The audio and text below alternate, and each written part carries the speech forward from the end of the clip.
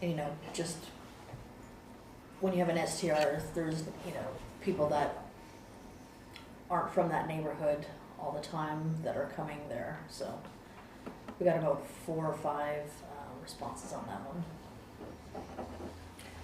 I think Matt has some ordinance changes. Is there a limit on the number of people that can stay in that one bedroom at a time? Yeah, so it's like I think it's like a queen bed or something, so it'll be like 2 people. In theory, but there's Yeah. no. Well, they legal live restriction. there, right? Right. There's They a don't- legal restriction, you can only have so many people under the building code, Mhm. stay in a bedroom. Okay. So there's that. Now, if they rent it and 8 people show up and they cram them in there, there may not be any way we would know about it unless there's a complaint. Right. Okay. Or if we had other information. You know, we have eyes and ears software, so we can see kind of what the activity is. Yeah. And what they're renting it out and how they're marketing it. Right, that's a good point. So I don't know that we have any information to indicate to us that someone's abusing their privilege. Yeah. Thank you. Mm-hmm. Okay, next items are the proposed ordinance amendments. What I'm going to do is I'll present these together, and then we'll hold one public hearing for all 4 of the cases. The first one relates to the dock areas within a light industrial building, allowing for that to be converted to regular parking when there's a change in tenant use or change in tenant or use of the current tenant, provided they screen the dock area from view. They can either screen it with a wall or with evergreen landscaping. The next of the amendments is related to the parking required for a warehouse use. So right now our ordinance says 1 parking space per 1,000 square feet and no less than 1 per occupant on the maximum working shift. So we're proposing to go to 1 per 2,000 square feet, decrease our minimum parking required, but leave in the 1 per employee on the maximum working shift. That seems to be industry standard when we talk to the industrial users at our roundtable. The third is retail parking. It's related to the parking associated with retail centers that are 10,000 square feet or greater in size. And this allows for the Director of Community Development to allow a 5% reduction in parking, which equates to 2.5 parking spaces for a 10,000 square foot center. And then it allows for her to grant an even greater than 5% reduction, provided they submit a parking study or an analysis that's prepared by a licensed transportation engineer. And the final one is related to the legal non-conforming signs on Beltline and Denton Tap and throughout the city. There's a couple of shopping centers that you can see on my slides that demonstrate that there are legal non-conforming signs that aren't really that attractive. So during our retail roundtable, it was discussed that if, say, they were allowed to replace them to the current configuration, that they could upgrade them to be architecturally compliant. So we're proposing to amend our ordinance to allow for that change in updating their signage, basically. And so, any questions related to those amendments? What was the impetus of these changes? Okay, so we had a retail roundtable in fiscal year '23, and then we had an industrial 2.0 roundtable in this around the same time, and just talking with the users and trying to be more flexible, allowing for changes to go through administratively rather than have to come through a lengthy process. That was really the impetus.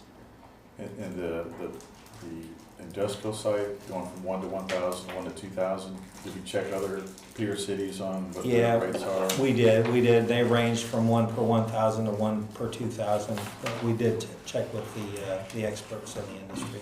Good. Okay. So some of the changes for industrial are adversely driven by the automation of a lot of the warehousing. They have less employees, I can so see they have that. less parking. retail and the parking, you know, that model, the business model of delivery now is part of the industry standards for retail, so that cause those to go down. Absolutely. So, Matt, I have a couple questions. One, I think, in terms of like the retail roundtable, I think it's always a good thing when you have a roundtable like that, and, you know, it shows you're listening and trying to adopt some of these, so. Absolutely. Kudos to So that. we've got, actually, one of the members for the Victory Group, he was in the roundtable for the retail, so. Cool. So a couple questions. So in terms of, is distribution defined anywhere by itself, or it's always combined with warehouse/distribution?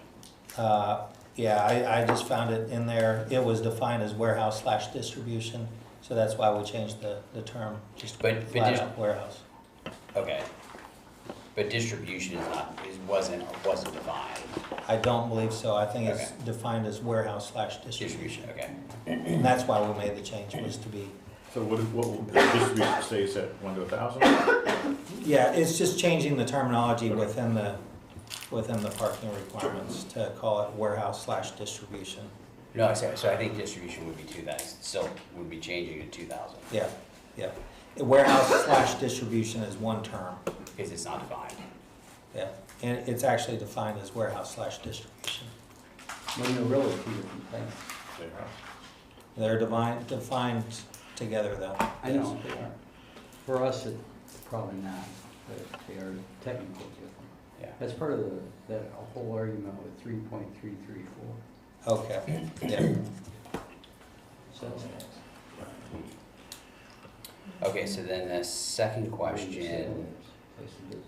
so in terms of the parking spaces, so granting the 5% reduction, so number 6, that makes sense. Number 7, so that, Allowing, yeah. so it allows for more than 5% if a number of things happen.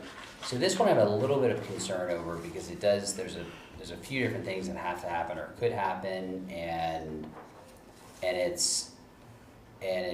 doesn't really define kind of the parameters of how much it can be, or, you know, exactly the type of parking study and so forth, So, yeah, what that is it will allow for the Director of Community Development, if they have a parking study that says this is all that's needed, and a professional transportation engineer prepares that study, yeah. then we would go off of their findings. You would consider it. Yeah, she doesn't have to approve it. Okay, so I guess I understand that, so I guess my concern is then, you know, procedurally, I mean, should the grading the 5% over, but over that with additional studies, I mean, why wouldn't that just come back through planning and zoning? It would if say she was uncomfortable with granting the variance. Okay. Which, I mean, generally speaking, I'm in favor of, you know, the more administrative actions. However, this one does concern me a bit, because it allows for, there's just more variance of things that could be administratively approved that should have come through planning and zoning. Maybe a suggestion is put a cap on it if it goes over 5%, but less than 10% or something like that. With the study, if it's over 10, it has to come to you. Yeah, that's a good idea. I like that. If that would make you guys feel more comfortable. Yeah, that makes sense. I think that was the So it's just not impetus. carte blanche. Yeah, I like Yeah. that also, because then we're saying over 10,000, because it could be any number. You know, there's no limit on the square footage of it, so this would kind of cap that from the percentage side. Okay.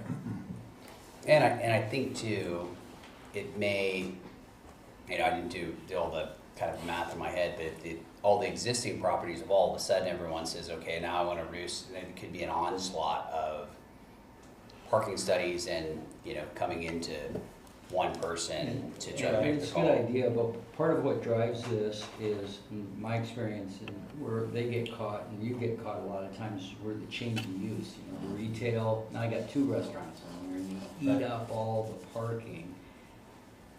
And then, you have the karate studio, and they're only busy when the restaurants aren't, it's that kind of thing to help them lease the space. That's what's driving. It's kind of a shared parking kind of thing. Yes, it is. Between And so retail that's what's driving it. differences. But I Which- think if yeah, you did a yeah. cap or a range, if we had an outlier that wanted a huge change, it'd Yeah. probably be worthwhile to lease them through and have. Yeah, and I each think, person and I, like I had mentioned, I'm in big favor of doing more things, administratively, kind of within reason, and then two, full confidence that she can make those decisions with the right information, but I think it's always helpful to have a bit of a top-end guardrail, so one for, it doesn't cause kind of an onslaught, and it does, provide Keep a. them from over asking, because they'd rather deal with her than us. Right, yeah, absolutely, so 5 to 10%.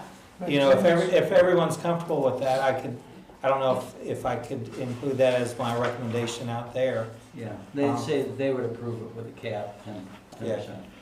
Okay, And then when we take it forward, we'll Please just make provide. that comment. They want to add it on, the council can add it. But in general, I think it's I'm in favor of that. I think it's the right thing to do to look at and to be able to make those changes from a parking standpoint, when either, changes of Absolutely. use or just when you're over parked, because I think it is about adapting with kind of the, what's happening. yeah, and what we find is this is the last user of the center, right? It's vacant. always the last. And Yeah. then they've kicked the can down the road, and now this sucker at the end is like, Yeah. oh, I can't go in there, I can't open my restaurant anymore. I like the cap because down the road here, 5 years, if there's a change in parking dynamics also, we can also revisit it. Now we have at least a cap. Yep, that's good. The other thing I have is, when she approves it, will engineering be reviewing the traffic study? Or is it? Yeah, we'll have an Staff internal and so- internal DRC review. And then the last question in terms of the non-conforming signs, what was the genesis of 1990? It was a study where, I looked at all the shopping centers and then saw that the non-conforming signs that were really non-conforming were built prior to 1990. Ah, So, got it. That's okay. when we changed the ordinance. Was that the Okay. old world? Yep, Starting then? Gary got here. Got it. Okay. All right. Great. Hey, Matt, I did have one question regarding the retail establishments, and I guess the signage too, because, you notice throughout the city that there's stores and retail establishments that have these temporary signs that say, parking only for my business. And when is that gonna be addressed? so that's currently not in our ordinance, so we don't address it. So if someone calls up and asks the question, we say, technically, you're not allowed to do that. So, but it's really a private enforcement within the shopping center. It's part of the lease. Yeah, It's part of the lease, Freddie, that the landlord a lot of times will say, well, I'll let you reserve these 3 spaces, and it's in their lease. And so it's a matter of the private landlord addressing that with his tenants. So, in other words, you have the Eagle out there towing cars. Like down over in Dallas off of Well, 75 Knox Henderson. and there is some law on that that's not very favorable for the landlord about notice, and you have to have a 24-hour. Yeah, there's all kinds of restrictions for a landlord to do it. It has to be posted, it has to be a 24-hour towing, so you can get your car back if you're one of those poor yeah. suckers that park. I think what Freddie's or Commissioner Guerra's referring to is, just the, this is reserved for Hollywood Feed or whatever, UPS, those sort of little signs that are out there. Right, And so technically, you can't tow based on those little signs. no, you cannot. In case anyone's watching this at home, park wherever you want. I was on the losing end of that one time, so that's why I It's a bummer. Any other questions on code amendments? All right, we also have on the agenda discussion about the work session we're coming up regarding smart cities and the future-oriented approach to residential developments. Right, yeah, so we have a meeting scheduled for next Thursday, 6 o'clock, is it? Yes. 6 o'clock? And it'll be at, yeah, I have it. 6 o'clock, where's it at? At Life Safety Park. And so anyway, we've got an agenda prepared. First item we're going to talk about is the 2040 vision and our role in that vision. Basically, this Ford and Smart Cities are going to give a summary of what they're doing and on their work plans as it relates to the 2040 vision. We're more of a, we take it as it comes sort of committee. So, we can talk about senior housing, how we've had those come through, and, Sure. and other things that we've done associated with the 2040 vision. And then the second item on the agenda is a fiscal impact analysis that we're going out RFP. We're putting an RFP on. Mindy's going to talk a little bit about that. And then the third item is the comprehensive master plan update. And so our committee is going to be highly involved in that, and we want to encourage the Smart City Board and Ford Task Force to include a member on our steering committee, maybe their chairman, and then the vice chair as a backup, in case their chairman can't attend, to go through this process with us. And then the fourth item on the agenda is communication between the boards and establishing maybe an annual meeting that we sit down and talk through items with each of the boards. So that concludes my update. Cool. Any questions about our meeting next Thursday? Commissioner Garrett, any questions on that? Okay. All right, the time is 6:34. We'll take a 5-minute break and then we'll adjourn into general session. Okay, with that, we'll close the work session.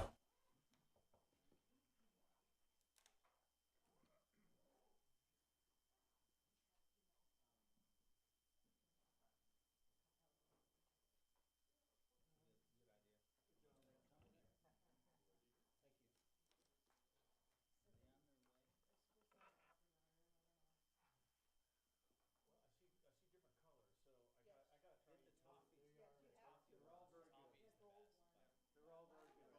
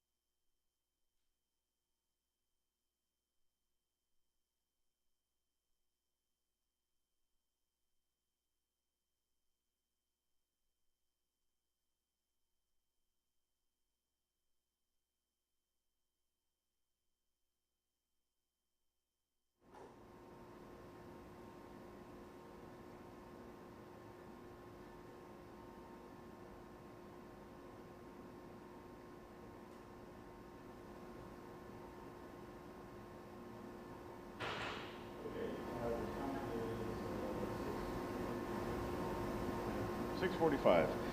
Prior to coming out before you, we met in pre-session to review the cases.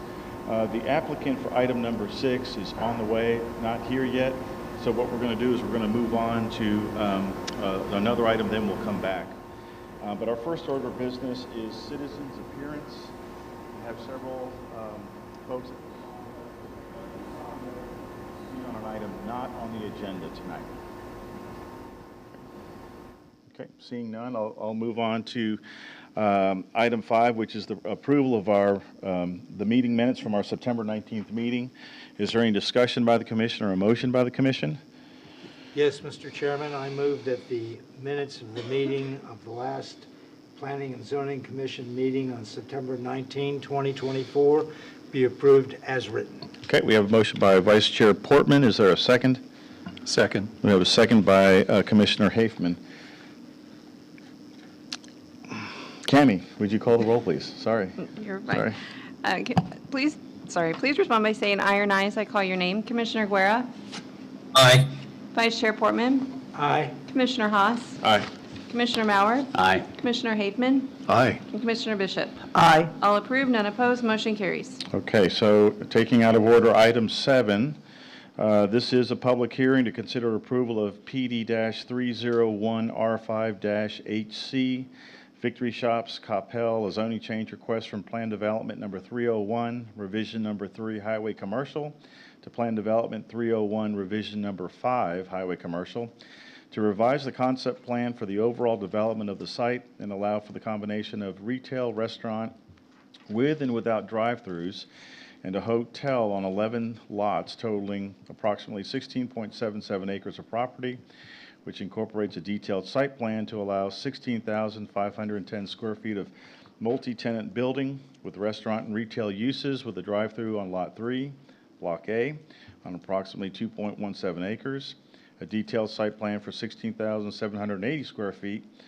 multi-tenant building with restaurant and retail uses on Lot 4, Block A, approximately 2.24 acres of land, and a detailed site plan for 9,095 square feet with restaurant and retail uses with a drive-through on Lot 2, Block A, on approximately 1.70 acres, and a detailed site plan for a 79,202 square feet 5-story hotel on Lot A, Block A, on approximately 2.96 acres of land located on the southeast quadrant of South Beltline Road and Dividend Drive at the request of Victory Retail Coppell, and being represented by Kirkman Engineering. We have a staff presentation by Miss Mary Perone Boswell. Mary? Good evening, Chairman, Commissioners. Item number 7 is for Victory Shops Coppell. So again, this 16.77 acre tract stretches along the east side of Beltline Road from Dividend Drive to Hackberry Road. Tonight, we are here to revise the concept plan for the overall development of the site to allow for a combination of retail, restaurant, with and without drive-throughs, and a hotel on 11 lots totaling 16.77 acres. We're also looking at a detailed site plan to allow for a 16,510-foot multi-tenant building with restaurant and retail uses and a drive-through on Lot 3, Block A. A detailed site plan for a 16,780 square foot multi-tenant building with restaurant and retail uses on Lot 4, Block A. A detailed site plan for a 9,095 square foot building with restaurant and retail uses with a drive-through on Lot 2, Block A. And the most dramatic change is a detailed site plan for a 79,202 square foot 5-story hotel on Lot 8, Block A. Again, the linear park is still proposed to be constructed with Phase 1. So in this image here, we're looking at the different phases and what's going to be constructed when. So the dark gray is the infrastructure, which should begin construction fairly shortly. The items in purple, which kind of look like light blue on the screen, for lots 2, 3, and 4, and 8 will be part of Phase 1 and have the detailed site plan that we're looking for this evening.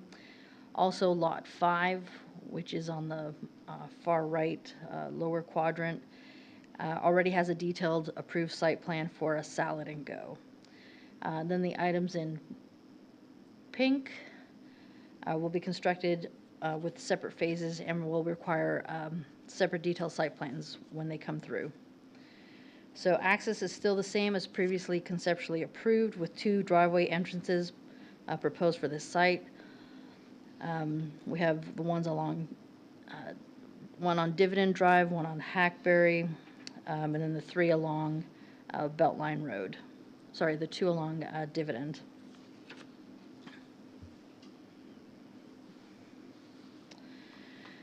So now we're going to take a look at the different detailed site plans. So this one is for Lot 2, which fronts on Beltline. It's proposed to be a combination of restaurant and retail. The landscaping for the site hasn't changed significantly, so modifications mostly have occurred due to property line changes. The landscape buffer along South Beltline Road will still range from 30 to 60 feet in depth and 30 along Dividend and Hackberry. Overstory trees will be placed in the landscape buffer with a variety of shrubs and plants and ground cover. The linear park will also be constructed with Phase 1, and part of that linear park is located on Lot 2. So one of the PD conditions that we will require is that the details of the focal point area require staff approval and shall be in place prior to the CO of the buildings at the rear of the property. So with this particular lot, the building increased in size from 3,800 square feet to 9,095 square feet. In terms of building elevations, the materials and the general elevations for this building have not been altered significantly, other than obviously to make it a bigger building. Otherwise, it's fairly similar to what was previously approved for this lot. And the materials that you see on the bottom are the ones that will be used throughout the development. So each building will share common characteristics and common building materials. The next detailed site plan that we were looking at is for Lot 3, which again is a retail restaurant. This was previously approved as a 12,510 square foot building, and now they're proposing it to be 16,510 square feet based on the tenants that they're looking at going into this space. I believe they have more retail or restaurant tenants lined up for this space. Mary, I'm sorry, what was the previous square footage? Previously, it was 12,510. Okay.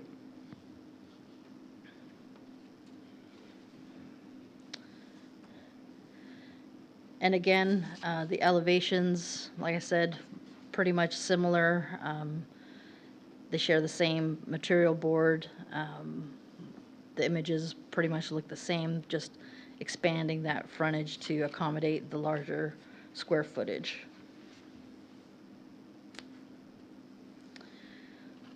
Lot 4. So Lot 3 would be on the north side of the main entrance. Lot 4 would be on the south side of the main entrance along Beltline Road. So again, you have that 30 to 60 foot landscape buffer along Beltline Road. You've got the landscaping and part of the linear park also in Lot 4. This particular one does not have a drive-through. Previously, this was 10,990 square feet, and now it's proposed to be 16,780 square feet. Again, same thing, common material board, similar elevations, just expanding to accommodate the larger square footage.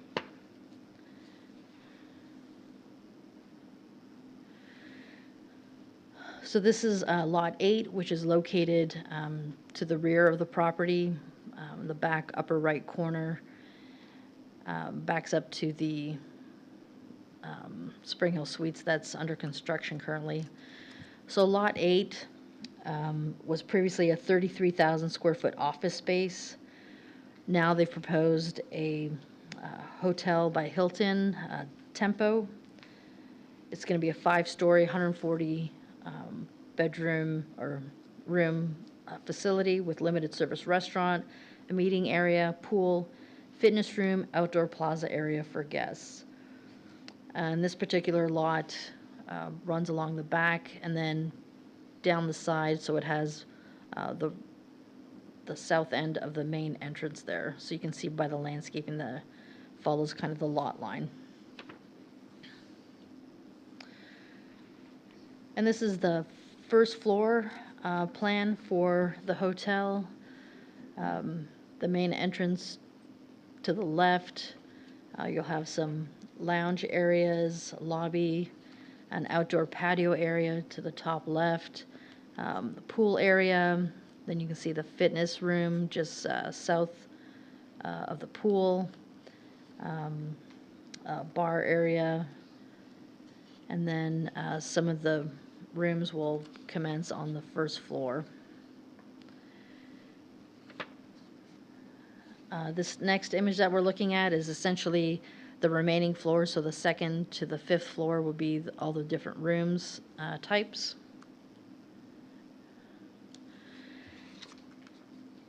And then with the hotel, it'll share the same brick colors. They've also added a rosemary green color stucco to the hotel face. The combination allows both a tie to the rest of the center, but also gives the hotel the ability to brand itself. The hotel also has a design area element in gray with white lights that represents the street patterns in Coppell. So you can see in the bottom left with the upper image how that kind of matches. So for us, with the lights, it's considered signage. So they are requesting to be allowed to have this lit street pattern along with the signage for the hotel. Although the sign for the hotel is shown on the elevation, there's no dimensions or information provided. So staff would require that the name of the hotel meet ordinance requirements and that the street pattern sign, which we would consider to also act as an art piece, be allowed. And that kind of fulfills part of the focal point that we're looking along for HC districts. And that would fulfill part of that requirement.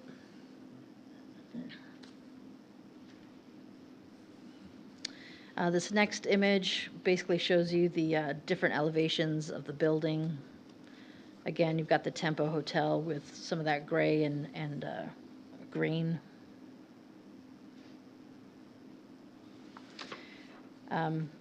So this is a zone change request. We did mail out notices, 5 within the 200 feet, additional 4 courtesy notices within the 800 feet, and we received no responses. So staff is recommending approval of the request subject to the same previous conditions and adding conditions J, K, and L. So I'm just going to go through them with you. 1, that there may be additional comments during the detail engineering review. 2, that a final plat will be required prior to permitting for each of the detailed plans. 3, the TIA will need to be updated to reflect the proposed building expansions. 4, a right turn lane be constructed on South Beltline Road with this project. 5, revise the landscape plans and calculations to reflect changes prior to City Council. 6, PD conditions. A, that all signage shall comply with city regulations unless specifically requested and granted. So that would include the art sign on the Temple Hotel that they're asking for. B, that plans for the linear park shall require staff approval. C, that the focal point artwork shall require staff approval and shall be in place prior to the issuance of a CO for the buildings at the rear of the property, which includes the hotel. The PD conditions continued here. So D, a POA shall be required prior to the filing of the final plat. E, a detailed site plan shall be required for each of the development, for the development of any of the lots. F, a tree survey and tree mitigation, if any, shall be required at the time of detailed planned development. G, parking shall be allowed in the front yard as shown. H, restaurants with drive-through shall be allowed as shown on the concept plan. I, to allow the monument signs as previously approved. J, so this is the new one, to allow the art lighting component for the Tempo Hotel. K, and this is also new, to allow patios under 500 square feet per lot to not have additional parking, have an additional parking requirement. Essentially, if you have a 500 square foot patio, especially with all the restaurants, that would, you would not have to provide additional parking. Anything over 500, you would have to provide additional parking. And L, to approve the setbacks as shown. And that is the end of my presentation. If you have any questions, and the applicant is here as well. Okay, very good, Mary, thank you.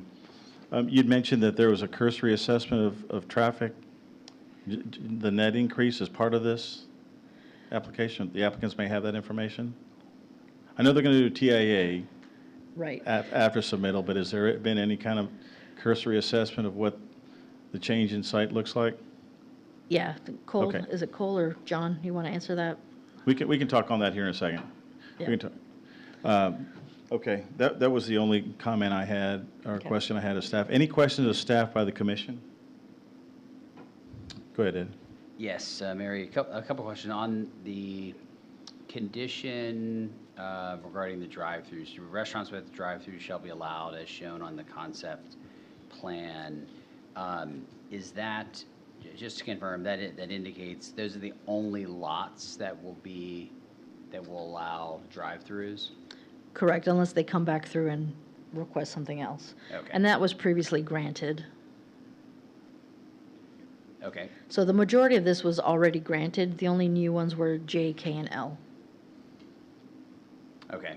And then why do some of the drive-throughs show a drive-through stack with cars and some do not? I think it's just how they drew them. Just how it's Nothing. I guess one restaurant's more popular than the other.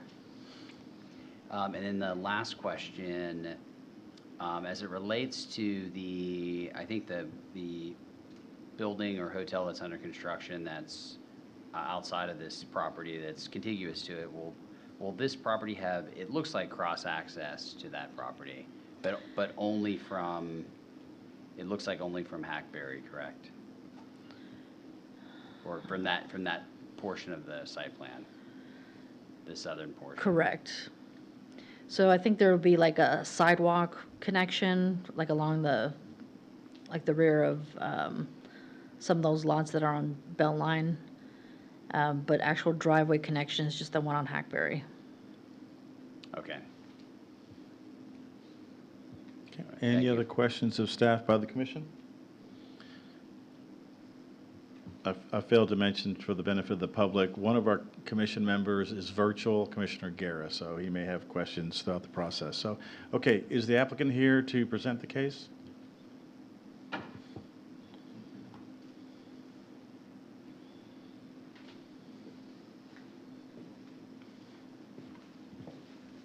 If I could get your name and address for the record. John Gardner with Kirkman Engineering, 5200 State Highway 121, Colleyville, Texas. So we had a staff presentation prepared. Is there anything that you'd like to add to the application? Anything from your perspective? Mary covered just about everything. Okay. Here to answer any questions. And the developer of the hotel representative is also here. Okay.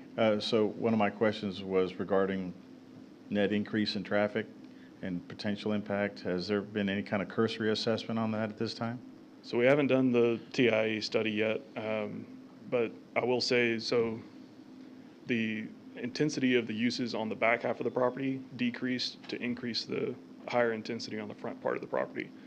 So as far as traffic goes, the only thing that we've done a study on is the overall parking. But that's how we've obtained and been able to balance that. Is Okay. decreasing the intensities on the backside, increasing the intensities on the front side. Okay, I did a back of the napkin number crunch, and I calculated about 120 some odd additional PM peak hour trips. But I'll let Cole and team review that when you all submit. So I'm thinking there's gonna be a little more trip generation, more assignment. I do see the decel lanes on northbound belt line, so I'm fairly comfortable, but just in case, I wanna make sure there's no negative impact onto the adjacent street traffic. Okay, Ed, did you have a question, applicant?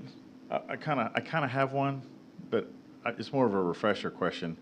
The access to the linear park from the hotel, so it looks like it's only from that one location?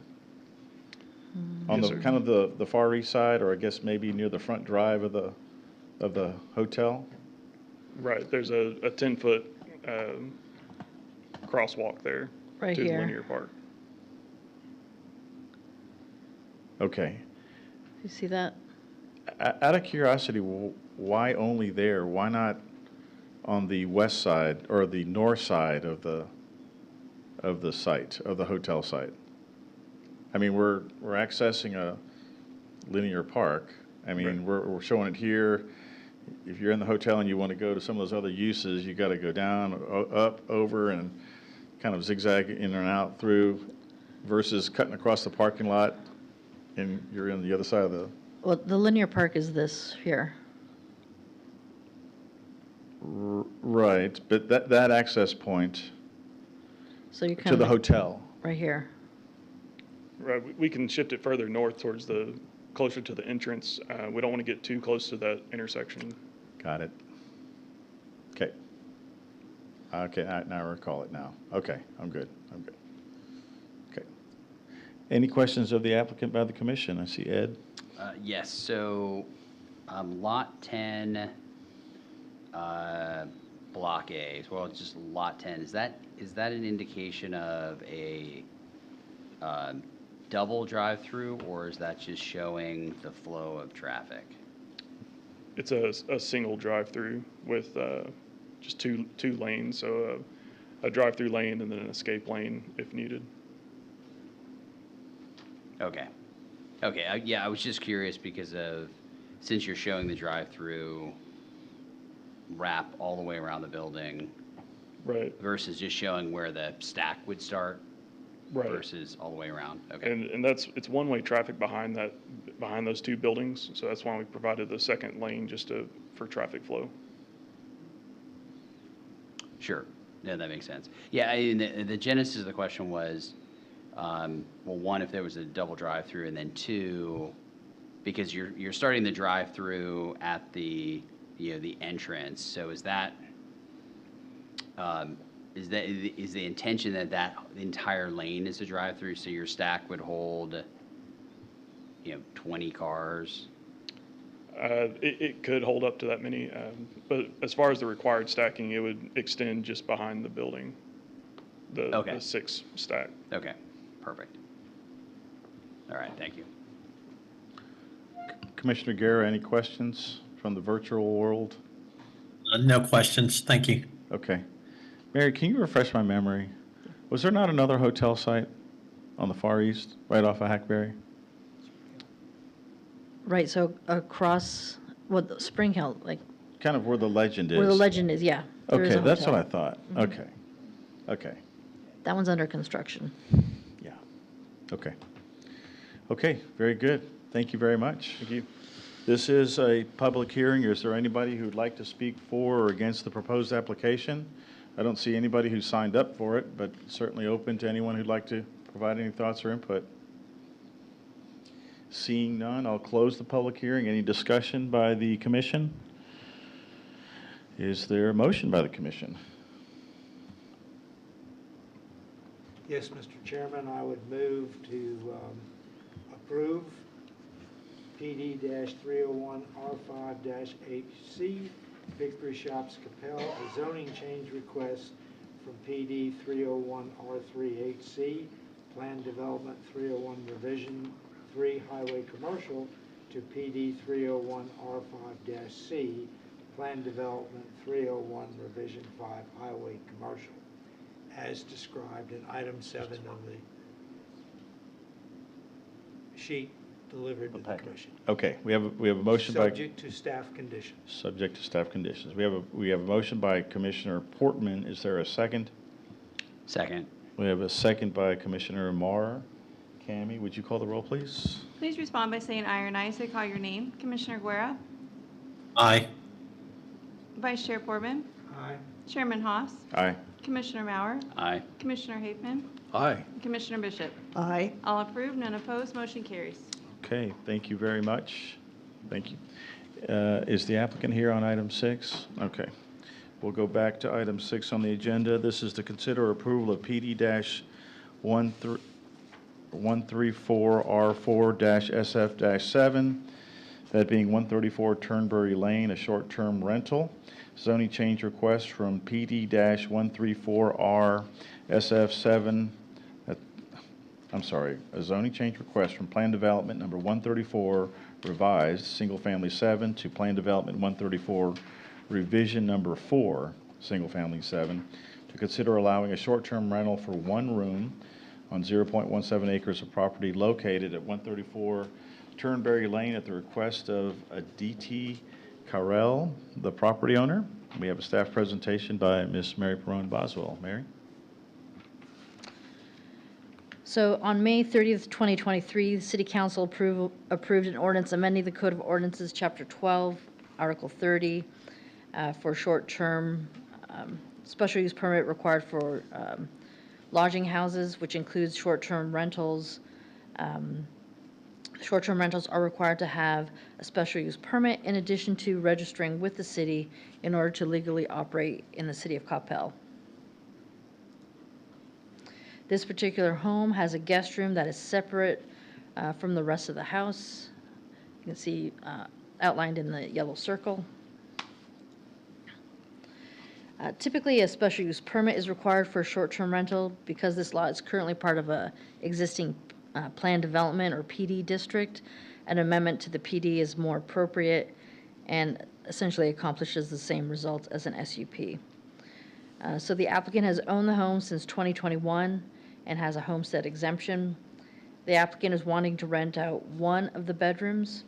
The residence is located at the northeast corner of Turnberry Lane and Kilbridge Lane. The single-family home has a two-car garage that fronts the street since there is no alley. There are additional 2 spaces on the driveway for guest vehicles to park.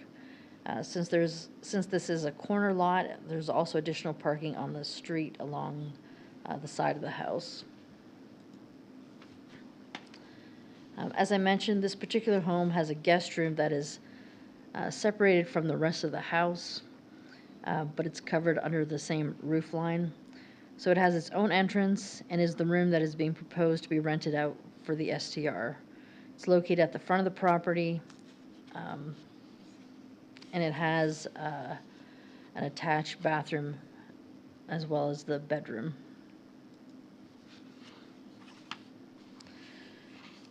So the room would have a bedroom with a TV and Wi-Fi. Guests would have access only to the room, its attached bathroom and courtyard area, and not the rest of the house. There is no place to cook, refrigerate, or heat up food. There are no signs on the building indicating that it is an STR. So here on the screen, you can see the rest of the house, the guest quarters in the circle there, and then you can see some images of the actual unit. And then this is the patio area that they would also have access to.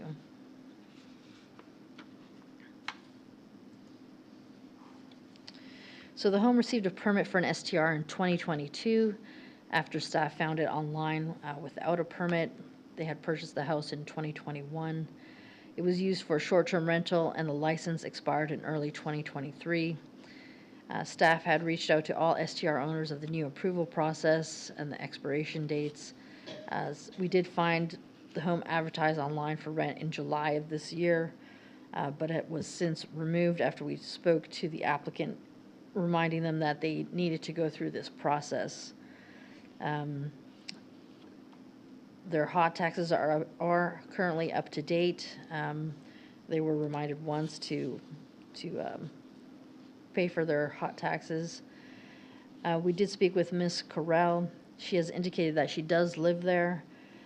Code compliance did a check on the house and noted that the fire extinguishers needed to be updated, and there was some smoke detectors that were missing. Since that inspection from code compliance, those items have been taken care of.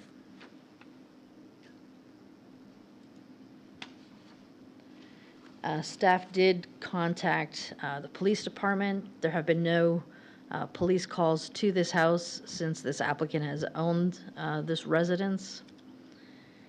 In terms of, it's required for the SUP or the PD change.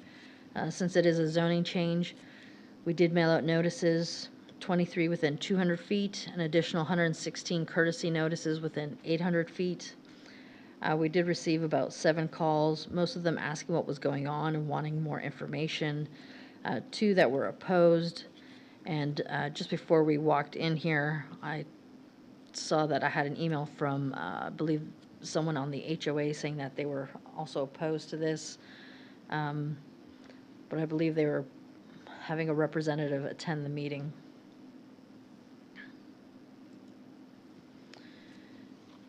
So staff is recommending approval of this request, subject to the following conditions. 1, to obtain an annual STR permit. 2, to notify staff of any changes of property ownership. And 3, to limit the rental to the 1 room specified for less than 30 days. That is the end of my presentation. I believe the applicant is also here if you have any questions. Okay, very good. Thank you, Mary. Quick question on item 1, to obtain an annual STR permit. So if this thing gets thumbs up tonight, they have to come back to the city and apply again Correct. for the permit? So previously, you would have to get an STR permit. So it was just, if you met all the boxes, we did the inspection and you got the permit, which is an annual permit that has an annual permit. In order to make this STR process a little bit more transparent, we adopted the SUP process. So not only would you have to get the zoning, which, informed your neighbors of, hey, this person is looking to do an STR. If they got that zoning, then on top of that, you would have to get the annual permit to go with it. So this is the first step. Okay, but the annual permit doesn't require to come through the planning and zoning, okay. No. And as part of that review, is there internal criteria of, how have operations been, complaints from neighbors? What does that look like on the annual permit? Right. So we do keep track of if there's any complaints based, because there is the chance that it could be revoked, as we've seen in other cases where we've revoked permits. So we do keep track of that. And we also have a third party who tracks all the different STRs in the city as well. Okay. Are there any other STRs in this neighborhood? No. We had the one that came through that was denied on Laird earlier this year. I think we have some long-term rentals, but this is the only other STR that I'm aware of. Okay. Any questions of staff by the commission? Okay. Freddie, do you have any questions of staff? Do not. Okay. Is the applicant here to present the case?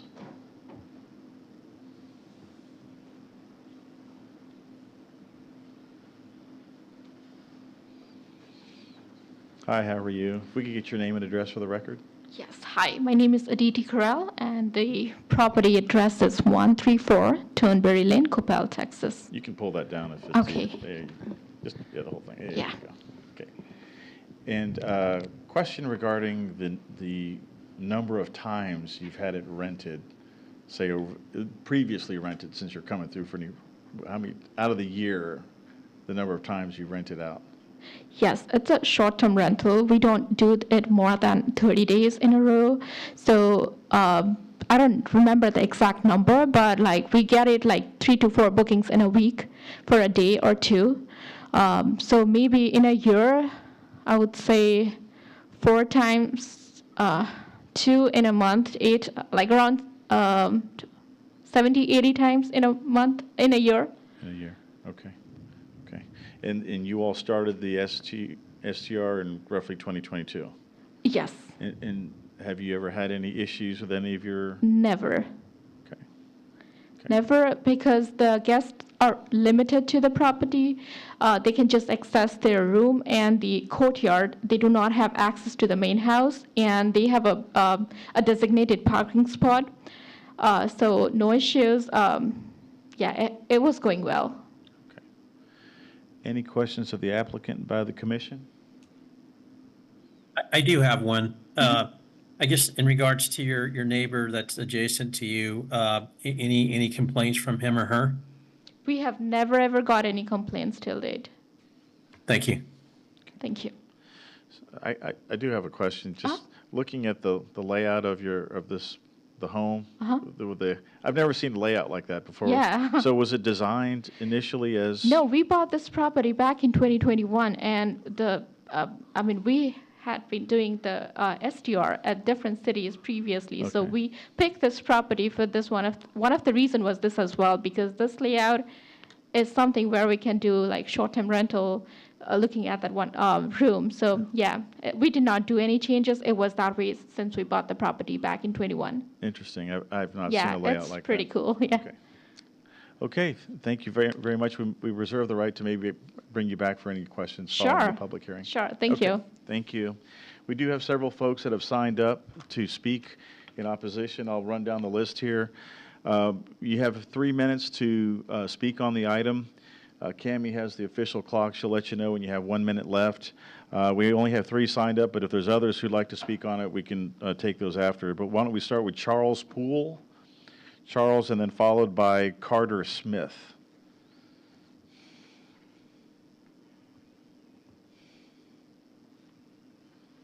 My name is Charles Poole. I reside at 848 Mulroney Drive in Coppell Greens. Most of my neighbors, in fact, all of my neighbors that have conferred with me on this are opposed to this. This trend is something that they're adamantly against.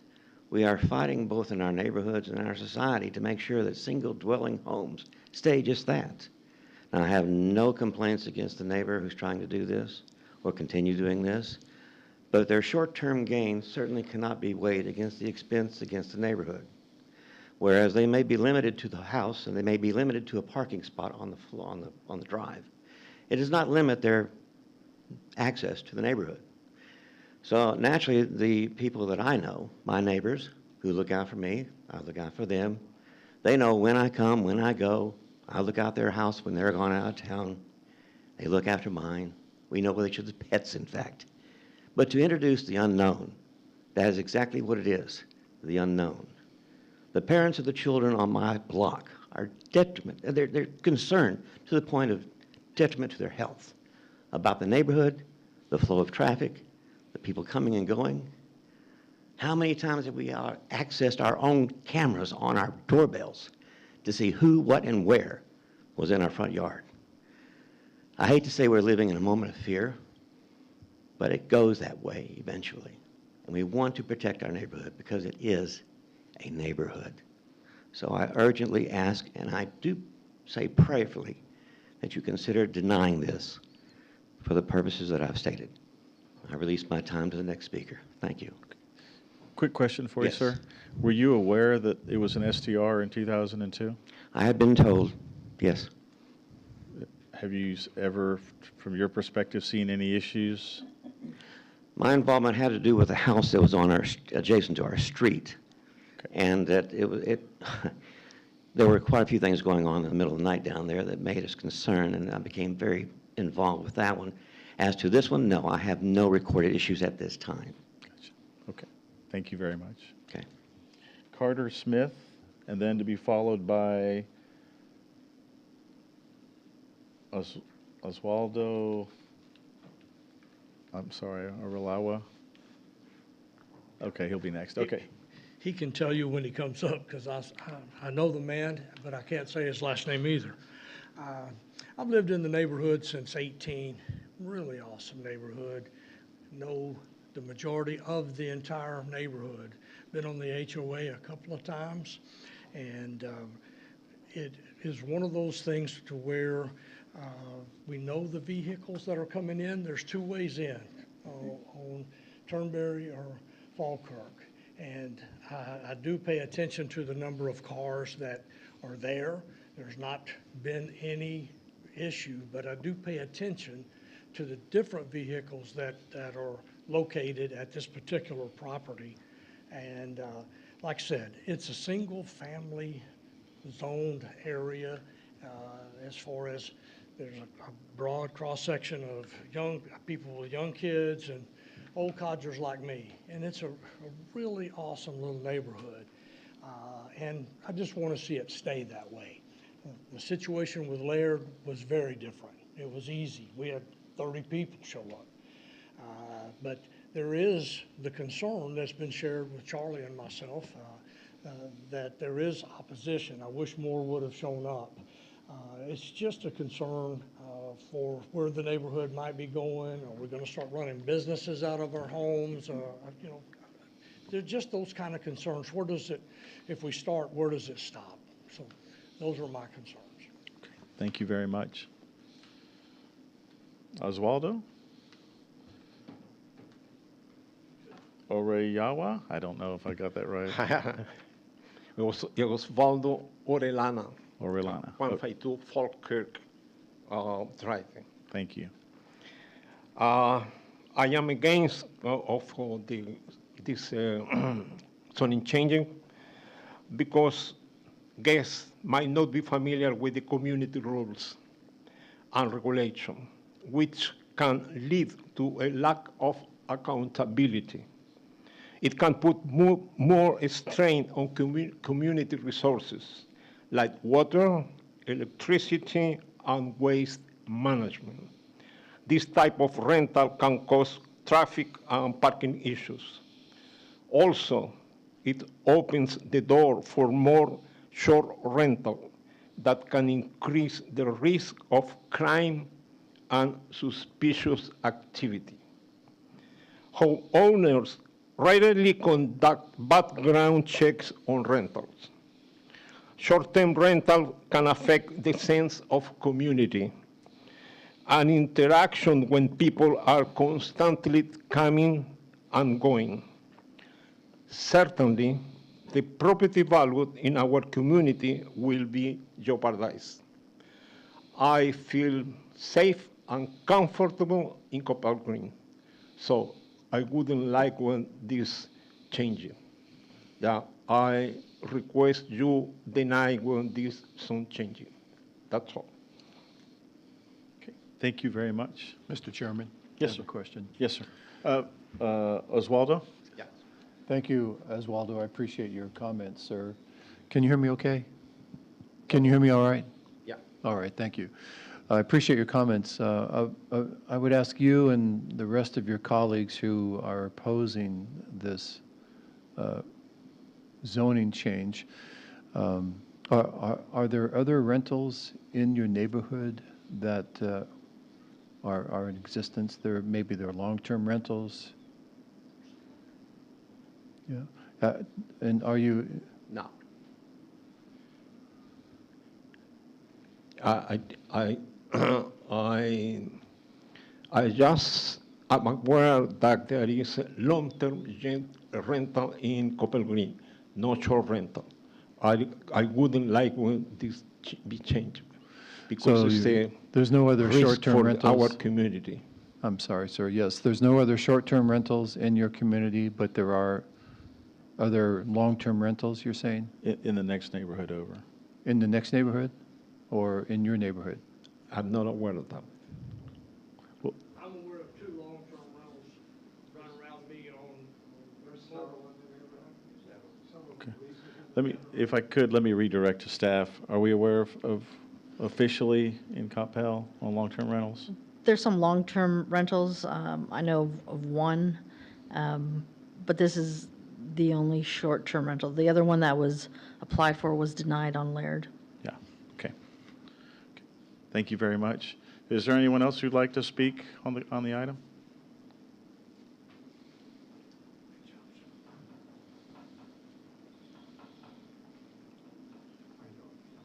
If we could get your name and address for the record, please. My name is Jim Prince. It's 139 Falkirk. Yes, sir. And I'm also opposed to it. There's several reasons. One is that corner, that particular corner is one of the busiest corners in the neighborhood. And the streets are narrow in our neighborhood. If somebody parks on the streets, 2 cars barely can get by. If they park on the street, with Turnberry, I believe, that goes north and south, I don't, at that corner, people come around that corner and that car's sitting there, it can be a disaster. So if you approve it and if they have parking, we're suggesting that the tenant has to park on the street, on the driveway and not in the street. But furthermore, we do have several long-term leases, and I'm real lucky I've got one right across the street with the people that broker cars. And guess how many cars are parked on my street legally, because they're a long-term lease. They got 2 cars in the garage, 2 cars in the driveway, and 3 cars on the street, typically. And that's right across the street from where I live, and it's right down the street from Oswald. So the neighborhood, the streets are narrow, the traffic is always a mess anyways, but that particular corner is the worst in the neighborhood because on Falkirk, as you go exit, there's speed bumps by the pond. So everybody goes down that street because there's no speed bumps, particularly me. And just for the owners, that house is not unique in the neighborhood. There are several of them built. I saw one 2 doors down, looked like the footprint similar. There's 2 builders, Lennar and some other guy, and he built a lot of those houses, so. But that's my side. Okay. Thanks. Is there anybody else who'd like to speak for or against the proposed application? Okay, seeing none, I'll close the public hearing. I would like the applicant to come down. I have a couple of follow-on questions. While you're on the way down, Mary, what is the requirement on parking for short-term rentals? Is it driveway only, street allowance? Is it a condition that we can consider as part of this application? You know, we would prefer that they park on the driveway. However, street parking is allowed by anyone. Okay. When you came up earlier and spoke regarding the case, you mentioned, I asked you how long you've had this short-term rental, when it was previously, you told the number of days, and then you mentioned something about other properties. So well, first of all, do you live at this property? Yes. So okay. Yes, this is the only property I own at this time. So where were the other properties? It was in a different city. It was in Frisco. But y'all own it? Yes, it was long time back. I mean, when we used to live there, after we moved to this area, we rented that, and then we used to do STR on our rented property with the approval of owner and the city. You've since sold that property? No, we rented that property. Oh, you're renting it? No, we rented that when we were living there, but sorry. Yeah. Sorry, my bad. Okay. I wanted to ensure that you live at this property. And what about allowance for parking on the driveway? So we just own one car. We just have one car. Me and my husband, we own one car, and we park it inside the garage. For the guest, they have a designated parking space, which is our driveway. We do not let them park in the street. We have on our the STR advertisement, we put it there that they need to park it on the right side of our driveway. So 99% of the time, they park it in the driveway. If they sometimes park in the street, we let them know to just move it to the driveway, do not park it in the street. But we never had an issue with parking, like, up until now. Okay. Any questions of the applicant? Ken? Yes, thank you for addressing those questions. What would you say to these colleagues, your neighbors, as far as their complaints and concerns regarding safety in the neighborhood and additional STRs that might be approved if we approve yours tonight and so on? Yeah, of course. So the STR, the advertisement I personally do, I do it in Airbnb. And I do selective guest approval. I do not approve all the guests. Their identification is verified through the app. And I see the reviews. If they have like low ratings, I do not accept them. All my guests get into my property only with the acceptance. I do not accept all the bookings that I receive. So if considering the safety issue, I don't think it will be an issue because first thing, identification is verified through the app. I speak with the guest before we approve him or her to the property, and then we speak about the things that the regulations. We have everything listed that on the ad, but on the top of that, I tell them the additional rules that I have for my property and for my location.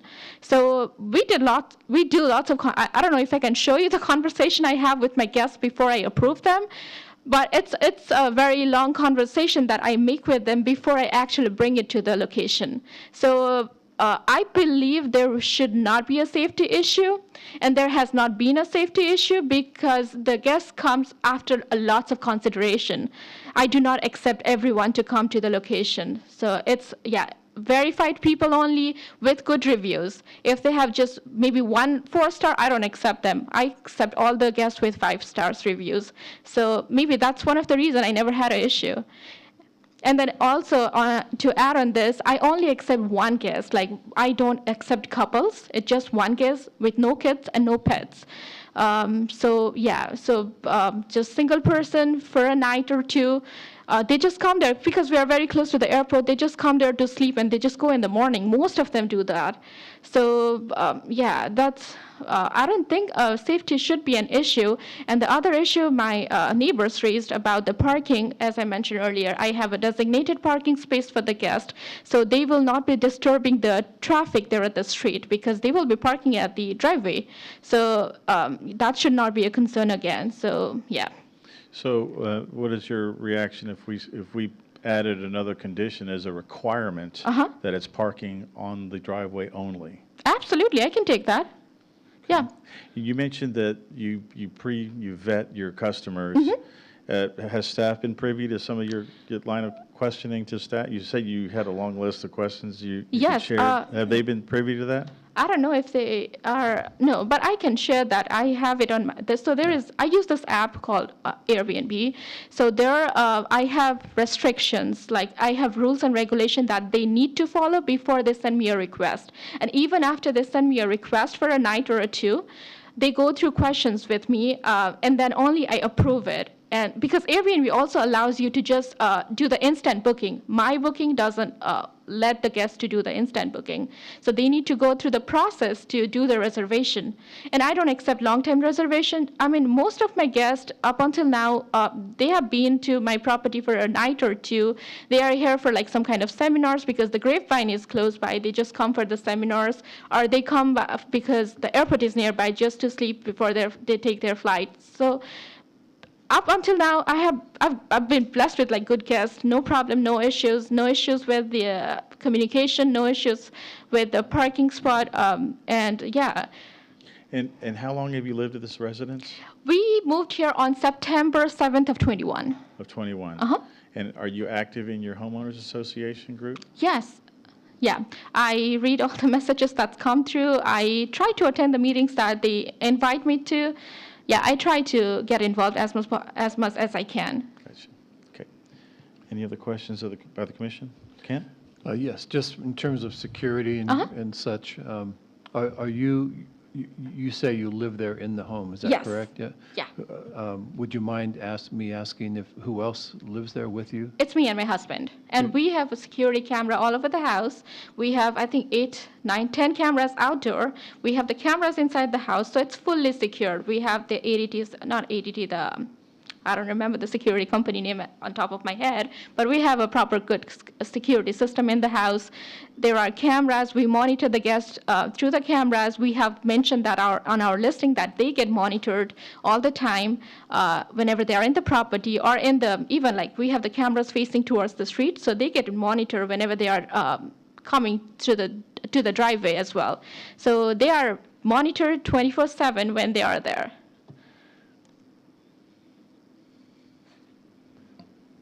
Mr. Chairman, Yes, sir. I have a question of staff. You bet. Are there any rules that we've kind of set up as standards for how many STRs we would permit within a neighborhood? No.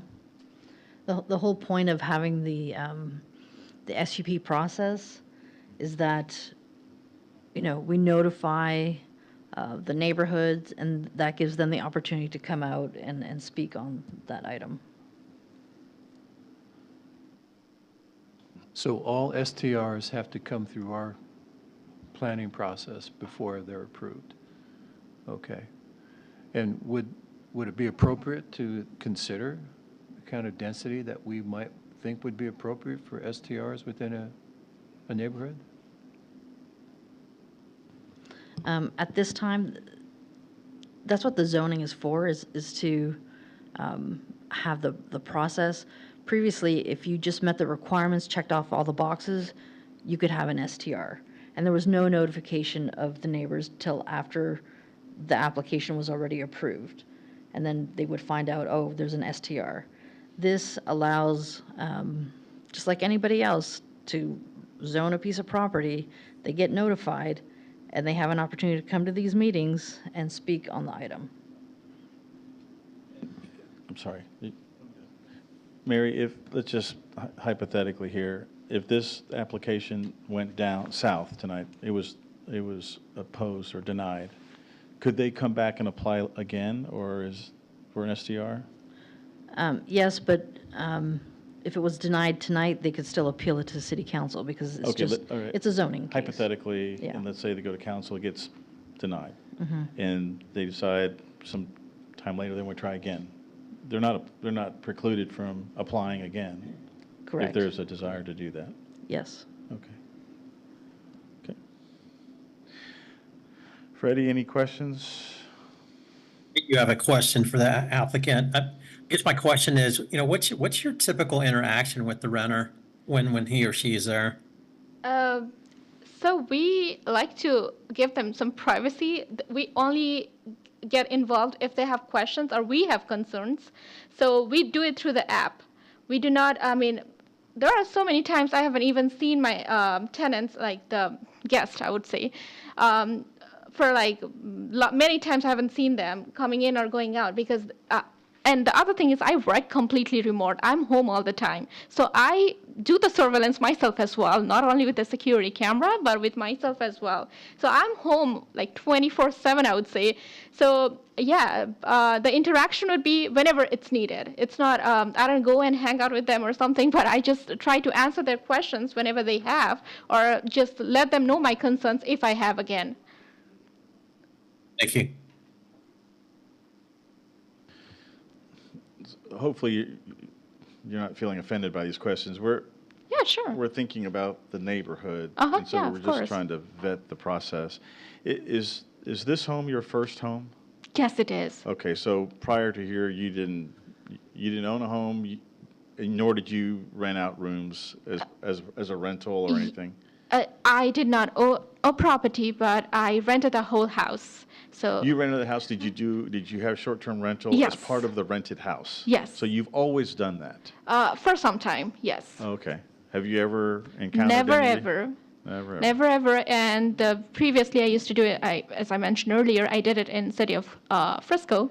I did it there for like almost 3 years, I would say, or 3+ years. Never ever I had an issue. That was a big house too. It was a 5-bedroom house. And again, it was just me and my husband. The other reason we do this is, it's a quite good side hustle. That is the number one reason. The other reason, it's just two of us. And this property is a 5-bedroom house. It's pretty big for us. So we just want to rent out a space which we are not using and just help people. I mean, like, we do not rent it for like high amount or something. We just try to do it reasonable, in a reasonable rate, and help people, and just because we don't need that room, we don't need that space, we are not using it, and we don't.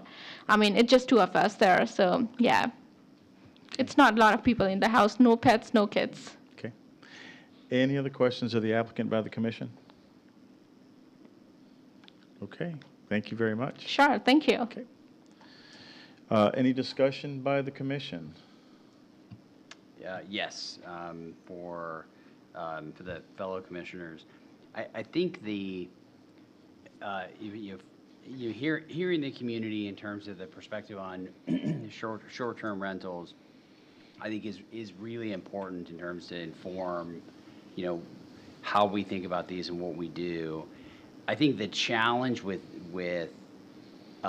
this is the way the ordinance is written. This particular short-term rental is designed basically to comply with the ordinance and how it's written, whereby unlike other short-term rentals in other communities, you're renting out one room, and you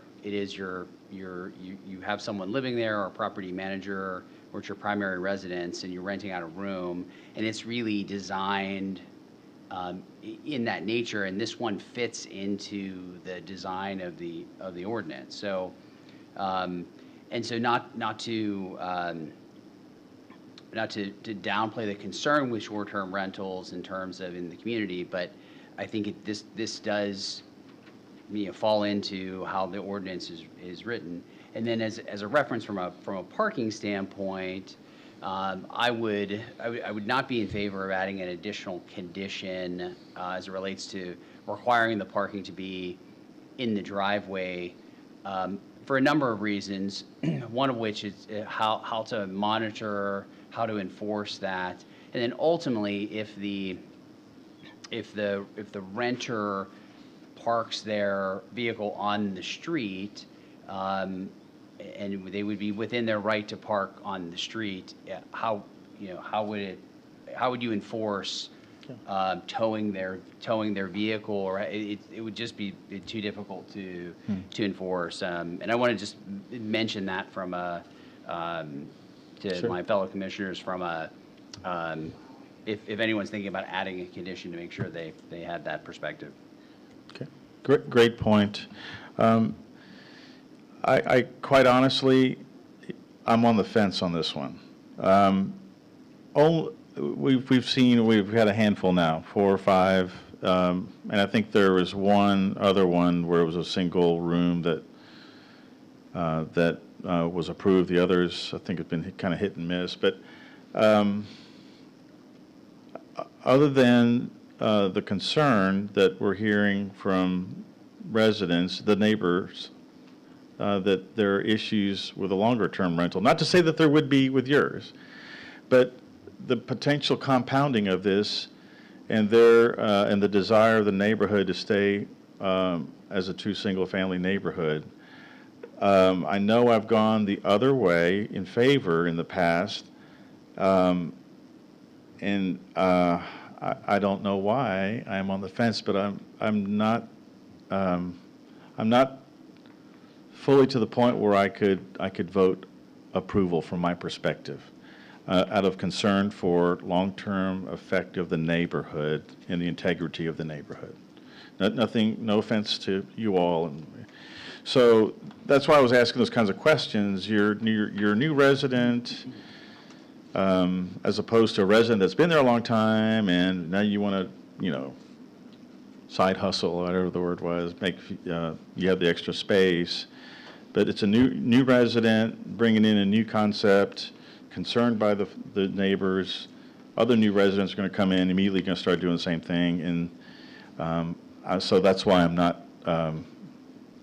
not fully on board on this one. That's the way I feel on this one. That's all. Okay.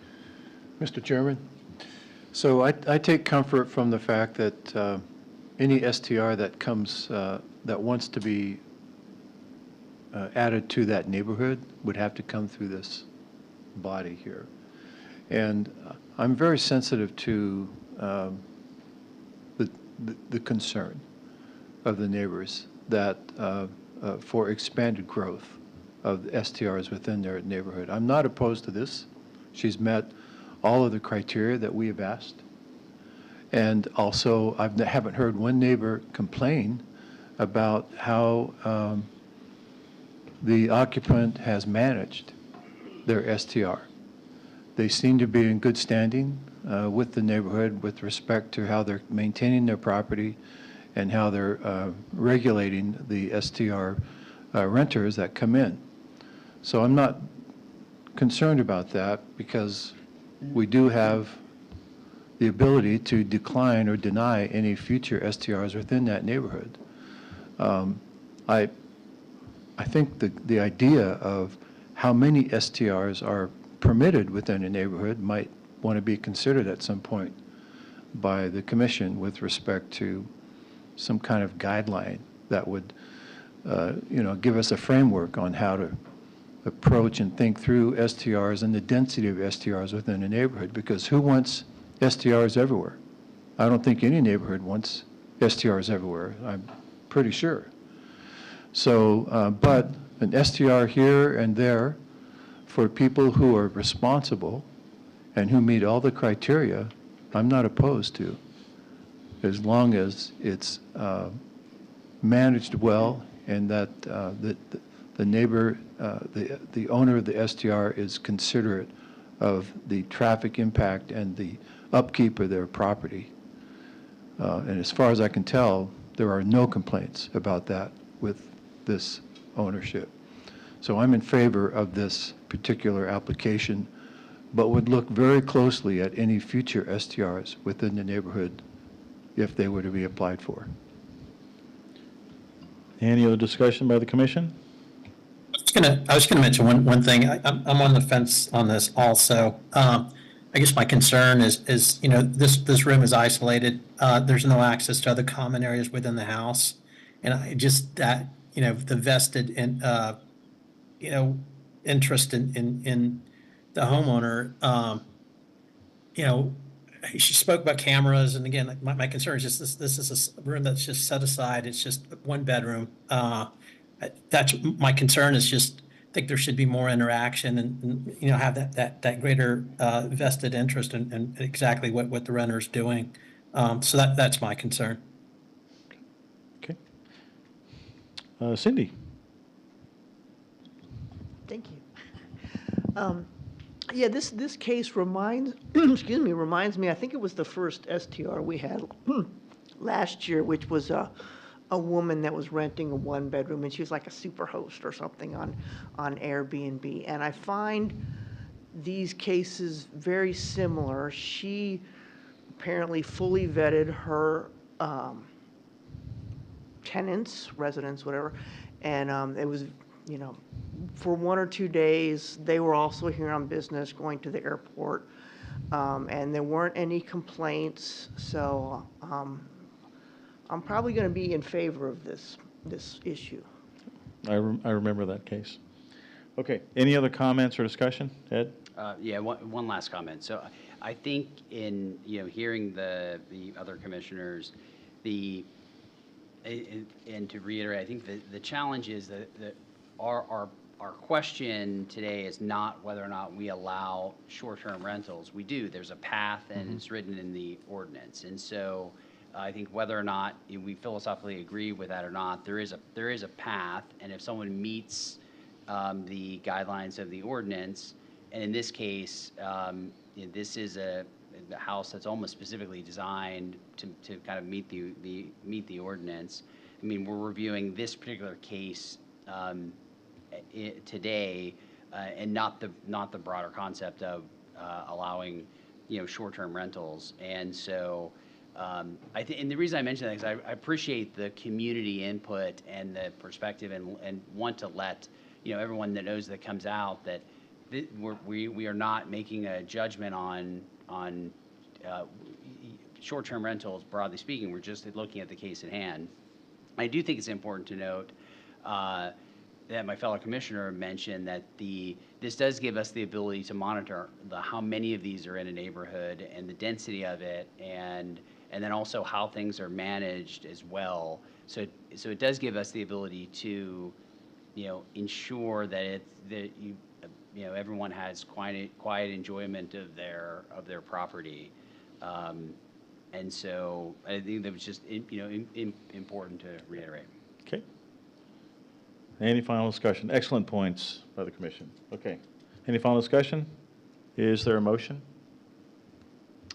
Yes, Mr. Chairman, I move to approve PD 134R4, single family 7, 134 Turnberry Lane, short-term rental, zoning change request, plan development 134 revised, single family 7 to plan development 134 revision, single family 7 to consider allowing short-term rental on the property noted, subject to staff conditions.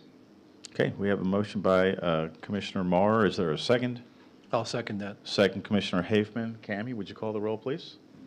Please respond by saying aye or nay as I call your name. Commissioner Guerra? Nay. Vice Chair Portman? Aye. Chairman Haas? Nay. Commissioner Mauer? Aye. Commissioner Hafman? Aye. And Commissioner Bishop? Aye. 4 in favor and 2 opposed, motion carries. Okay, very good discussion. Thank you very much. Thank you to those that have come out to express your thoughts on the proposed application there. Item 8 on the agenda is a public hearing. This is to consider approval of PD-318-LI, that being 300 Freeport Parkway redevelopment, Lot 1, Block A, a zoning change request from light industrial to special use permit 1132, I'm sorry, golly, a zoning change request from light industrial and special use permit 1132 to plan development 318 light industrial to allow a detailed site plan for one office/warehouse building, that being 186,143 square feet, and associated easements and fire lane configuration on 13.05 acres of property located on the east side of Freeport Parkway and approximately 2,300 feet south of Sandy Lake Road, being developed by Alliance Industrial Company and being represented by Langen Engineering and Environmental Services. We have a staff presentation by Ms. Mary Perone Boswell. Mary.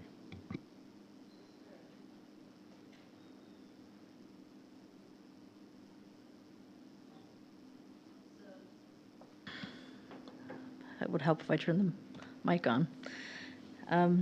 So this site consists of 2 properties located on the east side of Freeport Parkway, approximately 2,300 feet south of Sandy Lake Road, which are proposed to be replatted into one lot. So with this image, underneath you can see the existing building of Alfred Media, and then there's a little lodging house just to the right of it, over here, and then there's an existing house over here. So both sites are proposed to be redeveloped with a larger office warehouse building, which is overlaid on top of it.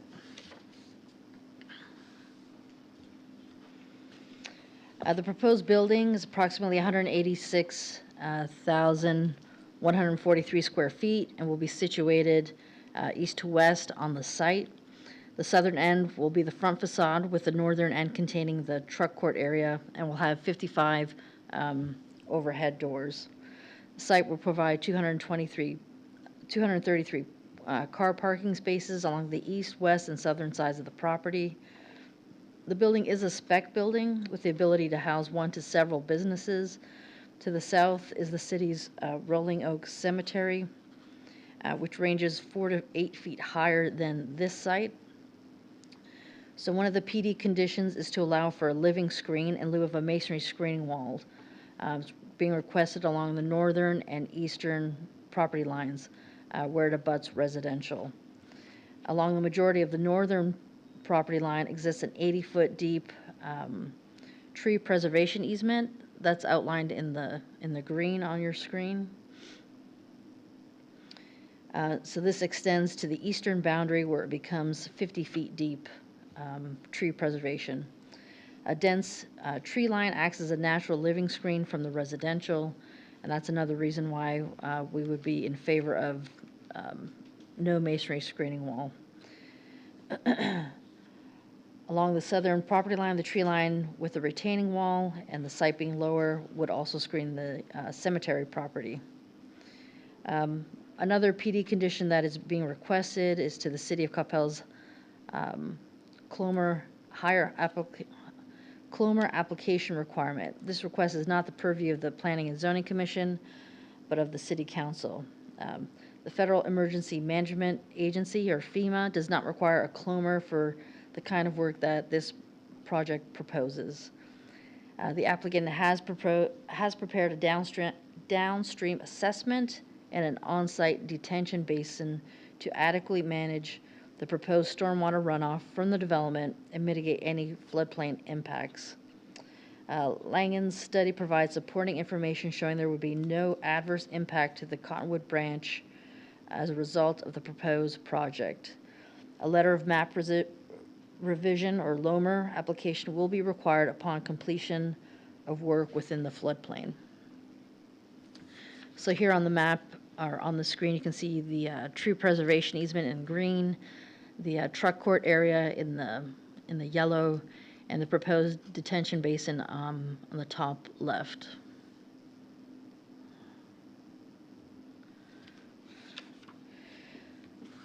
So as I mentioned, the property has an existing tree preservation easement, which will remain along the northern side, which is 80 feet deep, along the eastern side of the property, which is 50 feet deep. They will be preserving the majority of trees along the northern side, extending the 80-foot deep to the western property line. So you can see the additional green space there. They will also be preserving trees along the southern property line and anywhere else that's possible.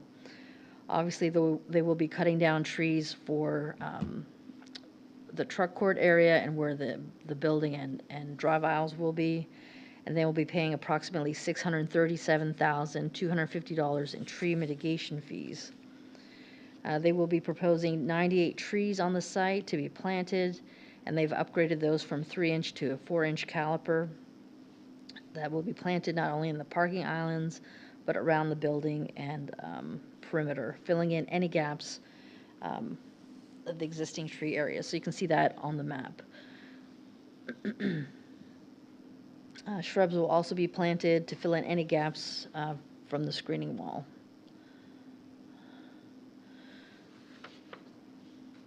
So this is just a north to south section, kind of giving you sight lines of where the residential properties are in relation to where the proposed building is going to be. So the building is approximately 520 feet from the closest residence to the north, 80 feet of which just on this lot alone is preserved trees acting as screening. And as you can see that the black line here is the property line. So you've got 80 feet of trees. You've probably got another 80 to 100 feet of additional trees within the residential area that also acts as screening. And all of this area is in the floodplain, so no wall or fence can be built on there.